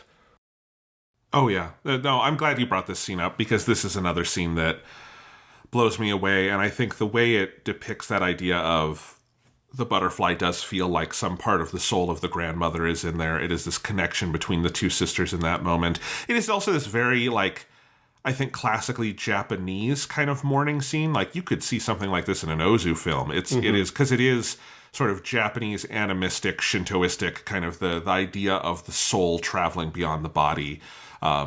It's absolutely lovely. And also just a very, very classically Kyoani scene, I think, in terms of how they are rendering the backgrounds and the space between the characters, and that, in a 2-hour movie where they are trying to fit in a lot of manga, it builds in these quiet pauses to just let emotions sit and linger, and that is part of the magic of it. Yeah. And then that leads into another scene I want to talk about, where this is definitely a scene original to the movie, which is the day after Shoya takes Shoko on this, like, basically a date out to this museum in this whole place, which is a real place in this town that the manga is set in, that obviously the movie is also set in. So obviously they did like location scouting and stuff like that and took reference footage. And it's just a trancing sequence where they go into this weird, like, modern art museum with all of these, like, weird abstract shapes, where on one side they're all orange, on the right side they're all pink, some of them are on the floor, some of them are on the ceiling. It almost looks like you're looking at, like, a Doom level from, like, you, like, unlock the camera and zoomed out or something, like an old video game with, like, just, like, old colored lights in, or, like, not Doom, like, more like Quake 1, where you have colored lights for the first time in a 3D video game. Like, it just has this very flat colored look to it, and the two characters sort of lost in this maze of these objects, and Shoya's on one side, Shoko's on the other, which is just a great visual piece of storytelling, walking in front of this insane map building, like it's a building that's like a 3D map jutted out of the ground, which looks crazy. Again, these are all real places. I'd love to visit this. And then this moment of them coming up over this hill and seeing this, like, expanse of nature in this whole weird museum park place that's got, like, you can see little mazes and stuff in there. And as they go down the hill, Shoya turns around, has a flash to Shoko as a kid, falls, she reaches out to grab him and misses, and he slides down, and she comes down and signs to him, basically, like, I'm sorry, like, everything that goes wrong in your life is my fault, is like the gist of what she signs. And I believe that conversation happens in the manga, but it's not in this full context. Where obviously this is also foreshadowing the thing that's going to happen shortly later, where she is going to fall, Shoya is going to reach out for her, and this time he's going to make it and be able to close that distance and grab her.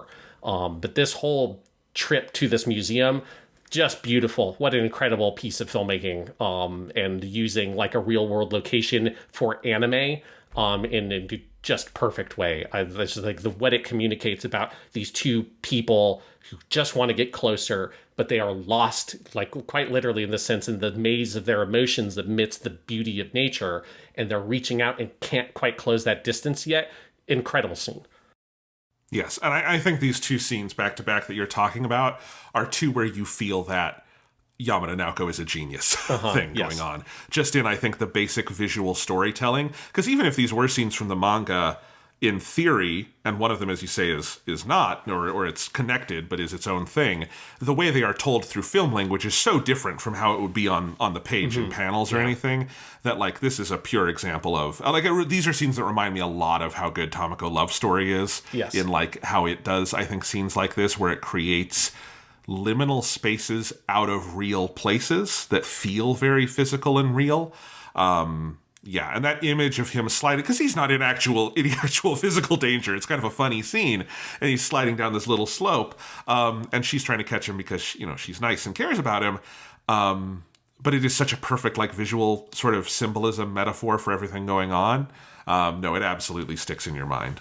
Yeah. All right, so those are the moments before the big scene with the suicide attempt I wanted to talk about. So let's get to that. So you've got, the fireworks festival that they all go to. There's a great moment where the fireworks go up and you cut to all the characters that are all looking at the same fireworks. Yes, I loved that. It's just fantastic. Shoko decides to get up and go home after they have this brief conversation about her birthday and the fact that he already missed her birthday because she never told him.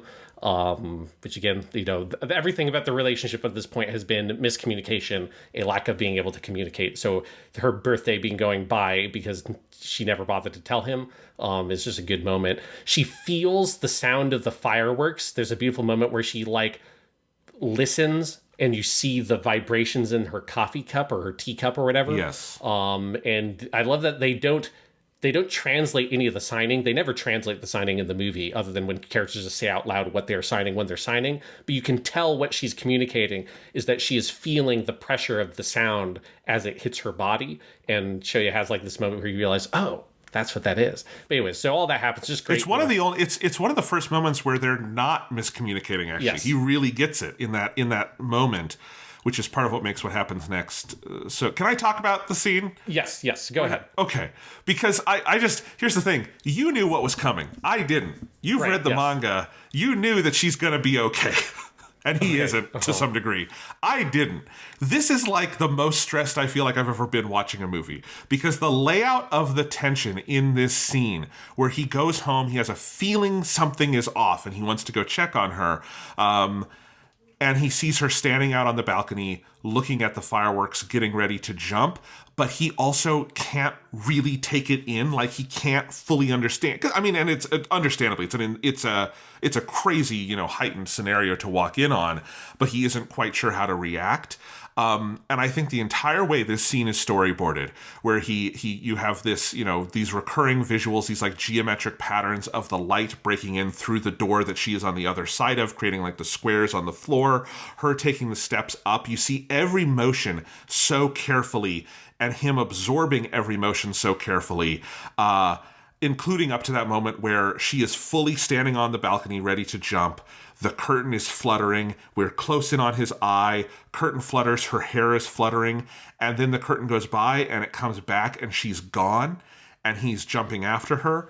Like every step along the way. And I even skipped the part where he, runs in and his fall breaks and he's on the ground. And it's like the first time Miyu Irano really has to like yell in the movie because he yells out her name. But of course she cannot hear. And he yells out her given name. He yells out Shoko because he's called her Nishimiya for the whole movie. Yes. So it like adds this additional punch to it. Yeah, but that additional, particularly that moment where it is the curtain flutters past her body, comes back, and she's gone. Because again, I didn't know what was going to happen. I was convinced that we were leading to her actual death, and just this was going to be the most devastating fucking movie ever made. Absolute edge of your seat, and it is. And I don't think it's like. I'm not saying it's storyboarded in a way that is like exploitative of the emotions of the moment. It is just, I think, in the exact perfect headspace to put you in Shoya's subjectivity of like what he is seeing and his feeling of raw helplessness that like both in his own body of him not quite being able to react, then in his body being clumsy and him falling over. And then of course there's the second half of the scene in that he does catch her and is holding her by the arm and is just trying to get her to come back up. And grab onto the railing because of course he cannot hold her entire body himself this way and she would die, and she does pull herself back up because we have, I mean, you described the series of like memories here because this is an interesting moment where it cuts into both of their subjectivities for a bit here in a really fascinating way. Yeah, because there's a couple things. One other weird piece of filmmaking like stuff I want to zoom in on is earlier when she's on the balcony. It's like right when she trips, there's this like interesting thing they do where like they freeze frame on this frame that looks like it's like moving, so it has motion blur to it, but it freeze frames on it for like half a second, then it cuts to a second frame that's also blurred with motion blur that's canted down, it's moved because it's like it's falling down, and then it cuts to him having hit the ground. It's a really weird, disorienting experience that I've just never seen a movie do a sequence quite like that. It's very strange, but it communicates the out-of-body experience of seeing what's about to happen. And then yes, while he is dangling and he's holding on to Shoko and trying to pull her up, and he's saying like, please God, please, like, please have her come up. Like, I promise, like, tomorrow I will look everyone in the face. Like, tomorrow, like, I will be better. Like, tomorrow I will fix this. He sees his mom. It is this vision to his mom. And then, yes, you have this sequence of memories that you don't know whose head you are in, but it's Shoko as a little girl. She's holding flowers. There's a whole visual motif of flowers that's across this whole movie that if you do a lot about flowers, I'm sure you could read way more into. Just to point it out, there are lots and lots of shots of flowers that are clearly very important. And even if you don't know the meaning of the flowers, like they carry an emotional weight to them. And then it's them as kids in the classroom. She turns around and looks at him because they have their desks his desk is behind her, and she smiles. He, as a little kid, looks at her and then smiles and gives her a peace sign. And that's when it then cuts to Shoko and she reaches out to start pulling herself up. But this like vision of what could have been, right? Them as kids and what they're trying to achieve, right? They're trying to achieve this relationship of friendship and understanding that that gap they could not bridge as little kids, right? The clasped hands, the friendship. And as she pulls herself up, of course, Shoya trying to pull her up, he slips over the edge, falls all the way down into the river. And this is where, what an incredible piece of film, where it then cuts to an egg being broken into a bowl, which is just such a brutal thing to cut to. It's a batch cut, yes. So it is basically the same kind of logic as this famous scene in 2001 where the bone goes up and the satellite comes down. Yeah. But it's like basically your protagonist cracking is what it is like. It's so cruel, but it is also remembering this scene from earlier in the day or the day before where Shoko and Yuzu invited Shoya over to help make the cake for their mother's birthday to try to like ease those tensions. And it's this lovely little scene. And then it is him, you get a shot of the fireworks. You find him then, he's fallen into the river. And so there's this big splash. And there's this just trail of blood coming out of his body. We're not sure where from. That like everything else fades except that. And then it's the ambulance lights come in. Boy, in terms of making you feel the tension of that moment, I was like literally on like the edge of my couch watching this scene, Sean. Yeah, it's an incredible like masterpiece of a scene. It's so well edited and constructed. Obviously, it's taking lots of cues from the section of the manga that is also, because when I read the manga, I didn't know what was going to happen. And I remember this being just like on the edge of my seat, like having like almost afraid to turn the next page kind of thing, because you just don't want to see what happens next. It's the brutal thing of reading. You have to voluntarily move forward. You can't just passively absorb it. So it's like, if I never turn the next page, maybe none of the bad things will happen.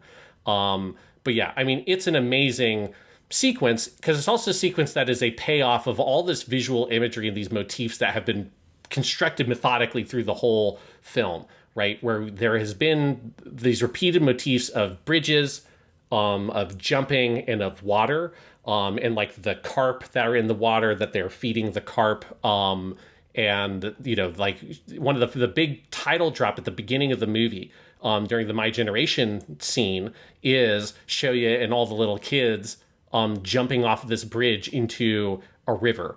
And that's where it like slows down and the title Koi no Katachi comes up.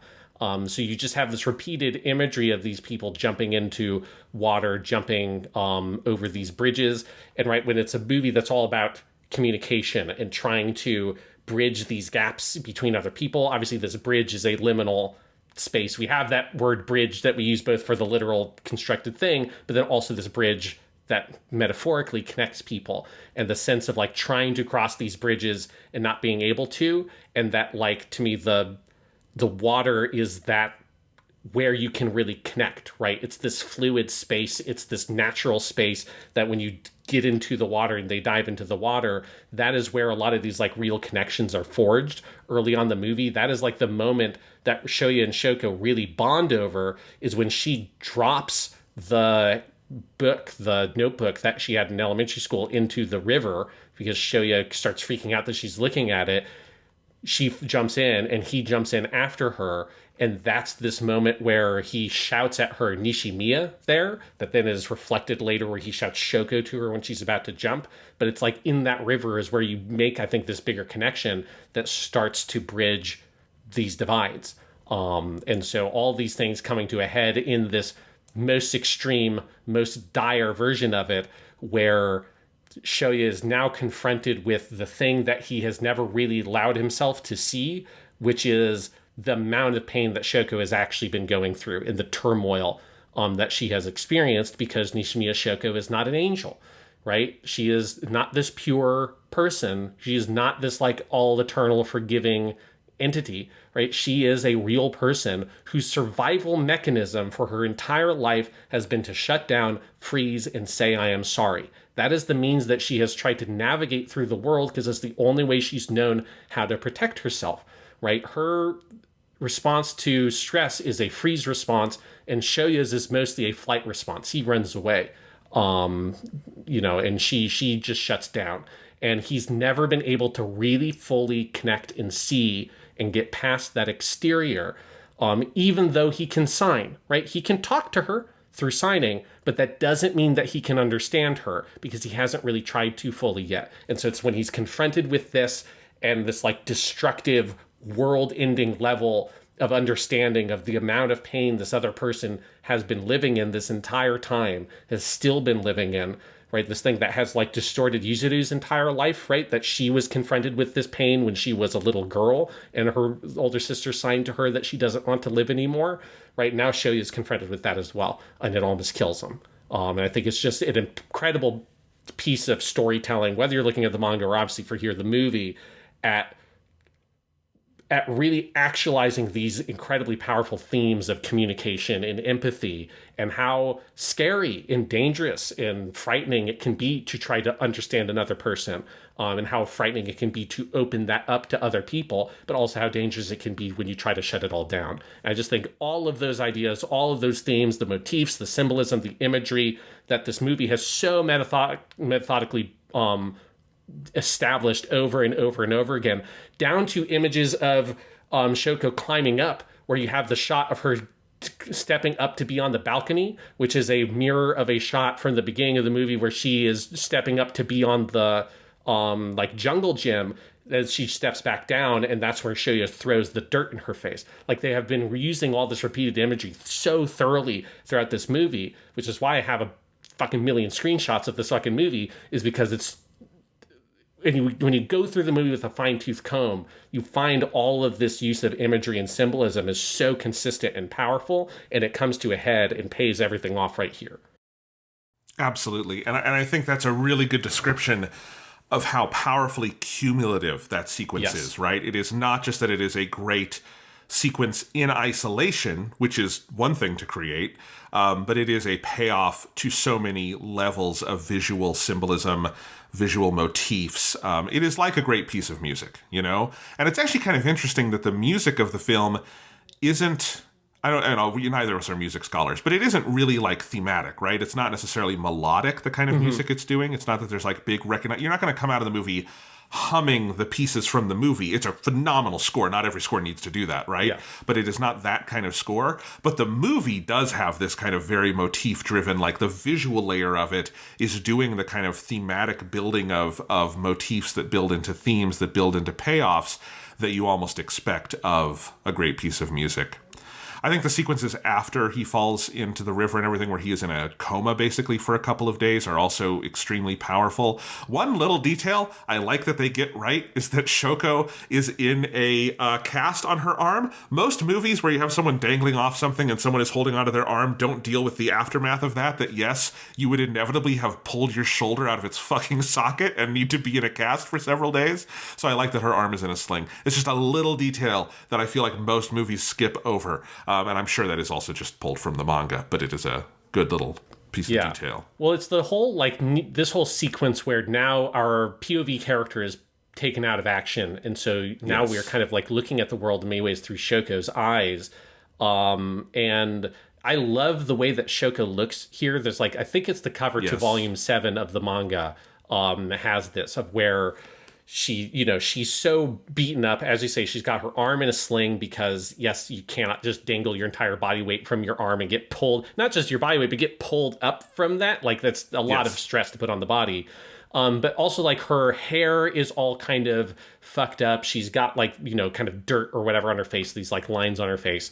Well, we've seen her go through so many hairstyles through, like, the ponytail she does, the look she does for her grandmother's funeral, and now we see her not basically taking care of her hair. And it's kind of interesting that we go through those phases until now it's just kind of messy. And this, to me, feels like this is who she is, actually. Like, this is her on the inside, right? She's not putting anything on. Like, her shell, her protective shell of I'm sorry is gone. She has shed it, right? And it feels like now you're seeing Nishimiya Shoko as she really is for the first time. Because this kind of perfect, polite little girl thing, like that's one of many defense measures she has learned throughout her life. And so this is her in her most kind of like raw state. And it's kind of, she has to build herself back up from this in order to move forward, right? Because then you have to deal with like, she has to kind of confront all the different characters, both over what has happened with Shoya, but also what she has tried to do, right? Like that now everyone has to know that she tried to commit suicide. And, she has to kind of confront those reactions and reconnect with Nagatsuka. She goes out and reconnects with Kawai. She struggles to reconnect with Ueno, but through her persistence, like that slowly starts to work as Ueno's like very committed to trying to take care of Shoya, and keeps her out of the hospital room. She reconnects with Sahara, and like that persistence of not just saying I'm sorry, but being very proactive in putting herself out there, letting herself be vulnerable, trying her hardest to really communicate with people, and like enforce people to listen to her. It's the thing that she's never been able to do in her life. And so I just think this whole sequence, the series of events, is so good at showing you this is who this character really is. She's not this like poor little perfect beautiful deaf girl, which is playing into I think a lot of very destructive tropes. What is actually happening here is she's a very complicated person who has a lot of problems, a lot of issues, some of which maybe stem from her being deaf, many of which I don't think are. Like I don't think like if she suddenly was able, at a young age, or the fact that she was deaf was able to be cured by science or something, I think she would still struggle in many ways through life because these are things that are part of her personality, not just part of like her disability. And I think that's one of the things I love about this story is it understands that her being deaf is just one part of a much more complex person. And I do think it is just, it's a bold move in a 2-hour movie to have a solid like 20-minute stretch here where your main character you've had is now out of the movie. Just for a good stretch there, we do not see him, we do not hear him. And so we move over to Shoko, who has been the sort of adjacent secondary, deuteragonist, if we want to go into that. But like the entire sort of reconstruction of the friend group comes down to her in this sequence. And there's a lot of really beautiful scenes that you're describing here, because, it is where she is forced to sort of become proactive in the absence of Shoya, who was the more proactive kind of mover of events in the early part of the movie. And it's part of maybe why Shoya is at least trying to kind of get at the heart of what his shit is, because he's been through his suicide attempt, and she has not. And so now it is the part where she gets to basically be doing what he was doing early on. And it allows them to come together in the final minutes of the movie as a much more cohesive unit in a, amazing scene of both characters running towards each other, one of which is a shot that has been in the theme song for Japanimation Station's Kyoto Vacation, so I've seen that shot of the movie. I knew at one point Shoko would be running down a sidewalk because I have used that shot in the theme song. And probably if I'd been... Oh my God. If I'd been thinking about it, I would have known she couldn't have died in the suicide scene because I knew that shot hadn't shown up yet, but I was not thinking that clearly when we were watching that scene unfold. But then he is in the hospital and wakes up and comes out to greet her. Probably not something you should actually do if you've just been in a coma for several days after falling down into the river. But, there are no doctors around to stop him. So he comes out and they meet at their spot again. And we get the full... again, talking about motifs and themes, the full payoff to that signing of the word Tomodachi between the two of them and coming together, which results in, and this is such a Yamada Naoko piece of storyboarding, the close-ups on their hands as he does it. And then their hand, she clasps her hands together, he puts his around her. It is as good a piece of hand animation as the moment in Clannad that has to be censored because it is so sexual. I don't think this moment is sexual in that way, but it is absolutely sensual, which can have a sexual connotation if you want it to, but does not have to, in that it is about these two people truly communicating in that moment through their hands. And it is some of the most lush, physically accurate hand motion in animation you will ever see. Yeah. Yeah, it's like the animation is great. Just the idea of him like having her, like him putting his hands over her hands to make the clasped hands friend sign is really good. It's a good thing that, sign language is so symbolic, because it's just like, it works so well. Because what if, like, what if sign language is so cinematic. There Yeah. should be more movie. I feel like every movie that deals heavily with sign language is at a minimum pretty fucking good, because sign language is genuinely like a very cinematic thing to be doing when you think about it, because it has to rely on the eyes. It has to be visual. It has to be gestural, and it has to be expressive in that way. And it usually does. I'm no expert, but from the little I know, it does pull from actual metaphors and motions and things like that. And so, as you say, it is kind of natural that, yes, it is going to be symbolic and kind of perfect for your movie. I think filmmakers continually rediscover this over the years. Yes. But it would be, it would be very funny if, just it turned out that the Japanese sign language sign for friend was just flipping someone off or something. It's just a cultural difference. He just like reaches out and just like, he does I'm just going to rotate here and like, let's bring up that middle finger. It just would be a very different scene. Very different. It's kind of like the peace sign in the UK is bad. It's like they're if flipping you flip off. it around, yes. Yeah, but people are doing peace signs all over anime, so yeah. That's why they don't have anime in the UK. It's true. It's not, but it would be funny if it was. So, the ending of the movie, obviously, tons of beautiful stuff here. We finally have the X's fall from... Well, okay, I'm going ahead. There's so many things that are happening here. I'm looking through your screenshot gallery, and it's just overwhelming. The end of this movie fucked me up properly, so maybe I'll let you introduce it, Sean. Yeah, so I guess there's a few things. Yeah, so they have the whole moonlight conversation where they're able to bridge the gaps between them. You have that... On the bridge. Yes, very on symbolic. the bridge. You have the scene where he comes back home and he sees figures out what the weird planter things are used for and all that kind of stuff. You have, so here's a visual motif. This is something I would not have noticed if I had not, Yamada Naoko had not said in an interview I watched. But then when I went back and did screenshots, I'm like, oh my God, this is totally right. Like the way that the sky and clouds are used is very interesting, where most of the movie for the first half or so, there's like not a cloud in the sky. And that was like a very intentional thing that they initially, like some of their initial mock-ups of the backgrounds had a lot of clouds in the sky. And Yamada Naoko's like, you know what? No, we don't need those clouds. It's just like, I think in Shoya's world, so I think she said in that one quote, like when they look up, I want them to see a beautiful sky. But then when you get to this later part of the movie, around the time where the grandma dies, the sky gets cloudier and cloudier. And there's this great shot. There's such a KyoAni shot, because there's a shot of all the clouds in the sky, but there's a trail cut through it, because presumably an airplane has cut through it. Because Yamada Naoko's favorite shot in the fucking world is an airplane flying through the sky with a vapor trail, and this is like the reverse Yamada Naoko shot. It's a sky full of clouds, but it now has a line cut through it because of an airplane flying through the clouds, as it's like breaking that out. So that's just... if you're going to rewatch the movie, it's a fun thing to pay attention to, is where are the clouds and what is that doing, because they thought a lot about how the clouds are used, and it's very cool. I hadn't thought of that while watching, but it now that you say it, it makes sense. There's also a scene in here that I love, because you have a bunch of reconciliations. You have you have Shoya's mom giving a haircut to Shoko's mom, which is also the moment where the husband of Shoya's older sister comes in, the Brazilian dude, which I love. He seems like a very cool guy. So that's a very nice little moment. He looks very out of place in this little Japanese hair salon, but it's great. I like that family that they have there. And then there's the scene where Yuzu is over doing her homework, and Shoya is helping her out. Yuzu shows that her photo got into a magazine and like got a little profile on her, which is really cool. And then she shows her, and that's like an awesome moment. But then she slides her homework across where she apparently got a 4. I don't know if it's a 4 out of 100 or a 4 out of like something else. Oh, it's a 4 out of 100. Okay, yeah, she flopped really hard. It looks like it's an English exam, and she does not know how to spell Europe or engineer or ticket. Yes, or read. She spelled Waka correctly, but presumably that wasn't even the right answer to the question. The only thing she got right was played, Played.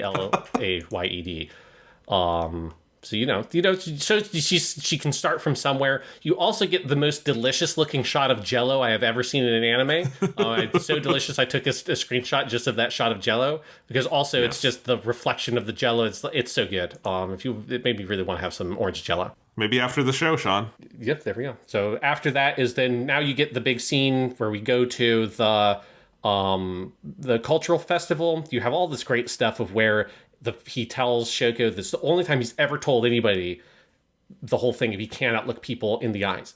You can't see people's faces. And so they're finally communicating. It's a real sign of that. Yes. So they're finally communicating, and she then drags him by the sleeve through the halls because she's like, oh, you can just look down. It's fine. Like, I'll help you walk.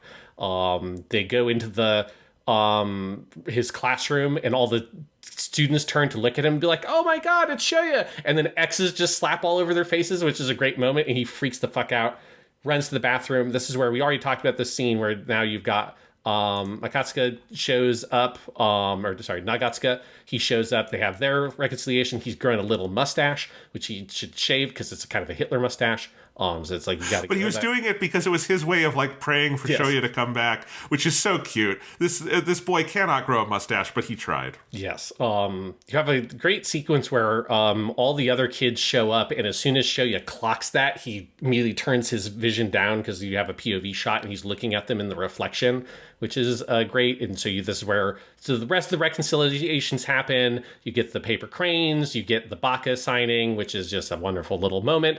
And then Shoya tells everybody, hey, I want us to go hang out. Let's walk around the culture festival together, and signs for together. And this is where you get the ending of the movie, animated by Kigami Yoshiji himself, at least according to Sakagabona.com. Wow. Credits it to him, where Shoya is walking through the crowd and turning his head slowly. And as he turns, we cut to his POV looking at all of his friends hanging out. You've got his mom and Maria, who's very conveniently covering his older sister's face because we just can't know what she's looking at, looks like for whatever reason. He sees Yuzu, all the Nishimiyas in Nagatsuka hanging out. He sees Shoko smiling, and that's when the camera then comes in behind him, and he starts crying. It zooms around his head. As he cries, he starts wiping the tears from his face, which this is the scene where you're like, okay, I get why Kigami Yoshiji's the guy who animated this, because the animation of him wiping the tears in his hands, deforming his face and his cheeks as he does it, is so detailed. And then you have this intercut with shots of the first shot in the movie, which is a black screen with a little tiny white dot with like two black shapes in it in the middle, and it's intercutting that with him crying and then slowly pulling out as it then shows a shot of all the other characters smiling into camera, intercut with this white shape in the middle of this black void, slowly getting bigger and bigger and bigger until eventually you see Nishimiya. She smiles. It's the biggest the shape ever gets, which again, it's just this sort of like white form. You can kind of see two people in there. Or it kind of looks like, if you want to kind of ruin the emotional moment of the movie, it kind of looks like a Nintendo 64 controller, which is, probably not. I do not get that, but okay. It's got three little, look at the white part of it. It's like, if hold the Nintendo 64 controller vertically, it's got the three prongs at the. Oh my God, you're right. Okay. Yep. There, I was looking at the black part. I see. Okay. Yeah.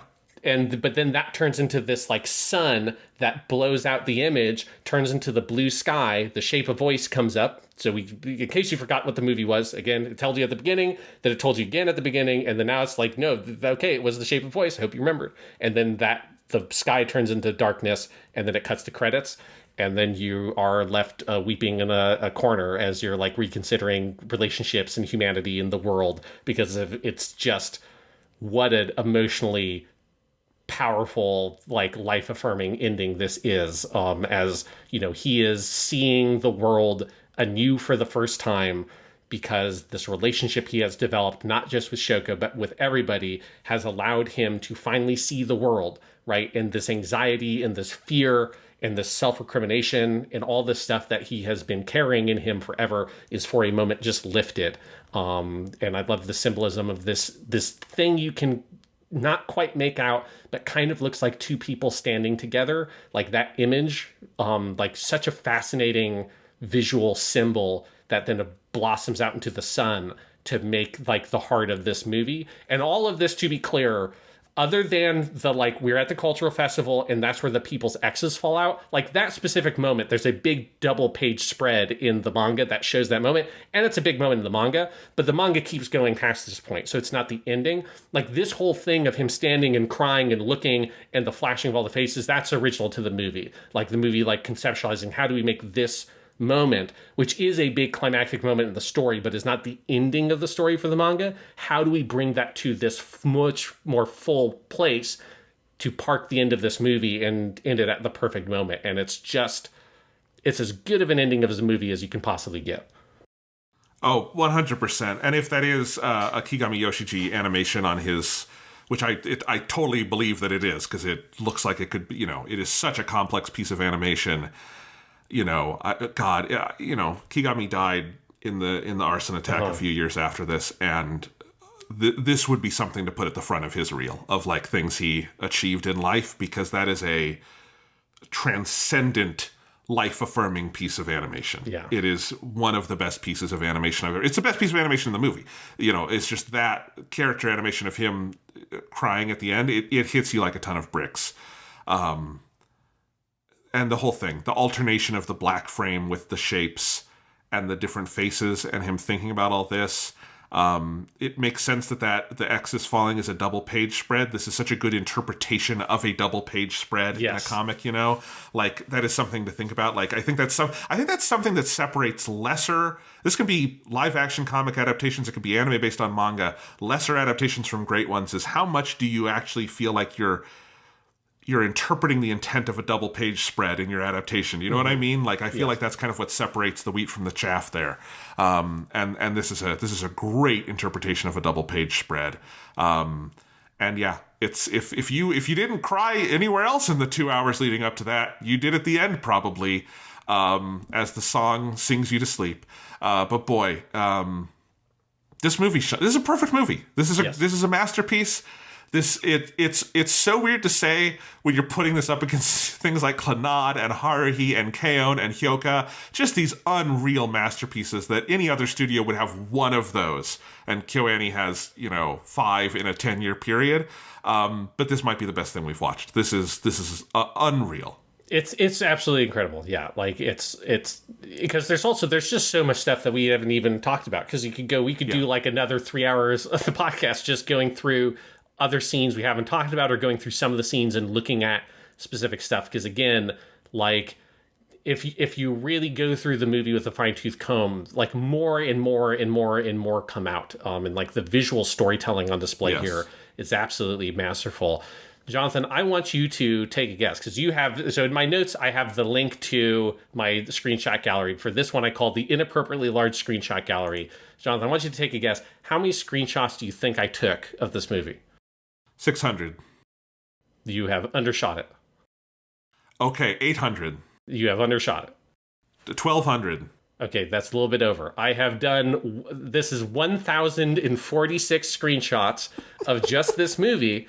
It took me 3 hours going through the movie a second time, which is an hour longer than the movie, because I just wanted to. Like, I just wanted to keep going and like seeing it. And I was very lucky that there was a huge rainstorm, so we had Friday off. So I watched the movie on Friday, and so then I had all Saturday to finish up my notes, and then I basically just watched it again.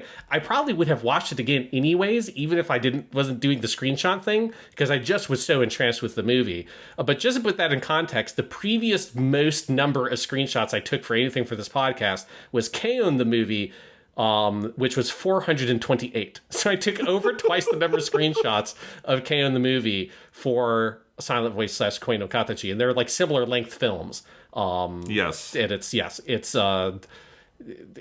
I'm pretty eager about screenshots sometimes in various galleries I've put together for work or my dissertation or stuff on this podcast. But that takes the cake, Sean. That is a lot of screenshots for one movie. You might want to find somewhere to upload all those for people. Because I think, I don't remember, I should have put this number in my notes. I saw somewhere, it's on the Japanese Wikipedia page, somewhere it had the list of the total number of cuts in the film. I think it was 2,000 something. So I've got about every other shot in the movie in my screenshot gallery at a certain point, represented in some way, shape, or form.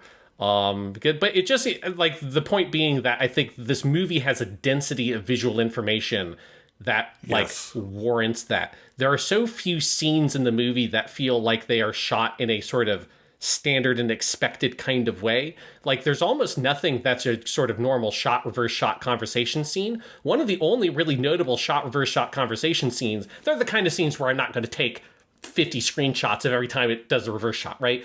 One of the most notable ones of those is the Moonlight Bridge scene, but it's a reverse shot of them signing each other. So I didn't take screenshots of every single one of those cuts, but it's like, it just goes to show how much rich creativity there is in the visual construction of the movie and how dense it is with information, because it finds so many ways of taking things, the spirit of ideas that exist in scenes in the manga that the movie has cut, but it's taking the spirit of like that information about the characters and all those kinds of things that those other scenes in the manga that aren't in the movie gave you in the manga form, and it finds ways through voice acting, through music, through framing, and all the different tools that anime has available to it to pack that in. And so it's so dense with information, but not in a way that's overloading to the viewer, because it's also a very sort of slow-paced, like very kind of comfortable movie. Like that's how Yamada Naoko described the things she wanted her viewers to feel. Kokoji ga ii is the Japanese phrase I'm translating there as like comfy, or like feeling like you're at home. And I think she accomplishes that because it's this world and these people you just want to spend more time with. So it is very kind of slow and methodical and very chill of a film in so many ways, even when it does get emotionally intense in places. And yet it is giving you so much narrative richness and so much symbolism and complex ideas and complex observations of human nature, what it is to try to communicate, the effect of bullying and anxiety in society. All that stuff is like just packed here in this movie. And it truly is a phenomenal film that is one of the great, as you have said, Jonathan, is one of the great movies, like kind of bar none. And I was expecting it to be good. I was blown away by how good this movie was. Well, Sean, Yamada Naoko's next movie, Liz and the Bluebird, is only 90 minutes, so hopefully you won't have to take as many screenshots. But, knowing you and knowing Yamada Naoko, it's possible you come back with 2,000 for a 90-minute movie, and it wouldn't surprise me. I mean, I have had like screenshot inflation with these screenshot galleries, because I've just found the like that practice has become very fun for me. It's helpful. So like the average number of screenshots I've taken has definitely, inflated over the episodes we've done. But this is to another level. I would be, who knows? I know Liz and the Bluebird people like it, but it doesn't necessarily have the same reputation of a silent voice. So I'm hoping it's not going to take me 3 hours to take all the screenshots for Liz and the Bluebird, but we'll have to find out. I'm expecting something great from that movie. But first, we got to watch some sound euphonium. Yes. First, we get to watch some sound euphonium, Jonathan. I'm so excited. I've wanted to see this show forever, and I've been holding off because of the podcast. I think you've been in the same position, just knowing we're going to get to it eventually, and now we're here. We are finally here. So, yes. So, do you have any last comments on Silent Voice before we sign us off here, Jonathan? Fucking amazing movie. Love it to death. And it just makes me want to watch more Kyoto Animation. Yes, makes me want to watch more Kyoto Animation, and it should also make people want to read that manga, because I'm going to go read that manga. While I'm also doing that, I'm going to start watching Sound Euphonium Season 1, which is where we are going next on Part 6 of our Kyoto Vacation. So next time we are covering all the stuff for Season 1 of Sound Euphonium, which is 13 episodes and an OVA. Neither of us have watched the series before, so it's a fresh one for both of us, which is very exciting. So we'll be checking out all of that next time on Japanimation Station's Kyoto Vacation.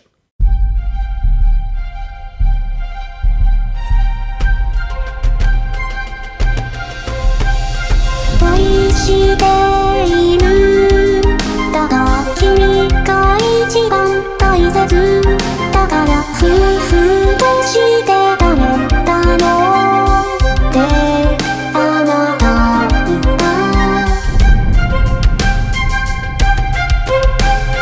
自分にできないことをそれで自分に言い聞かせ続け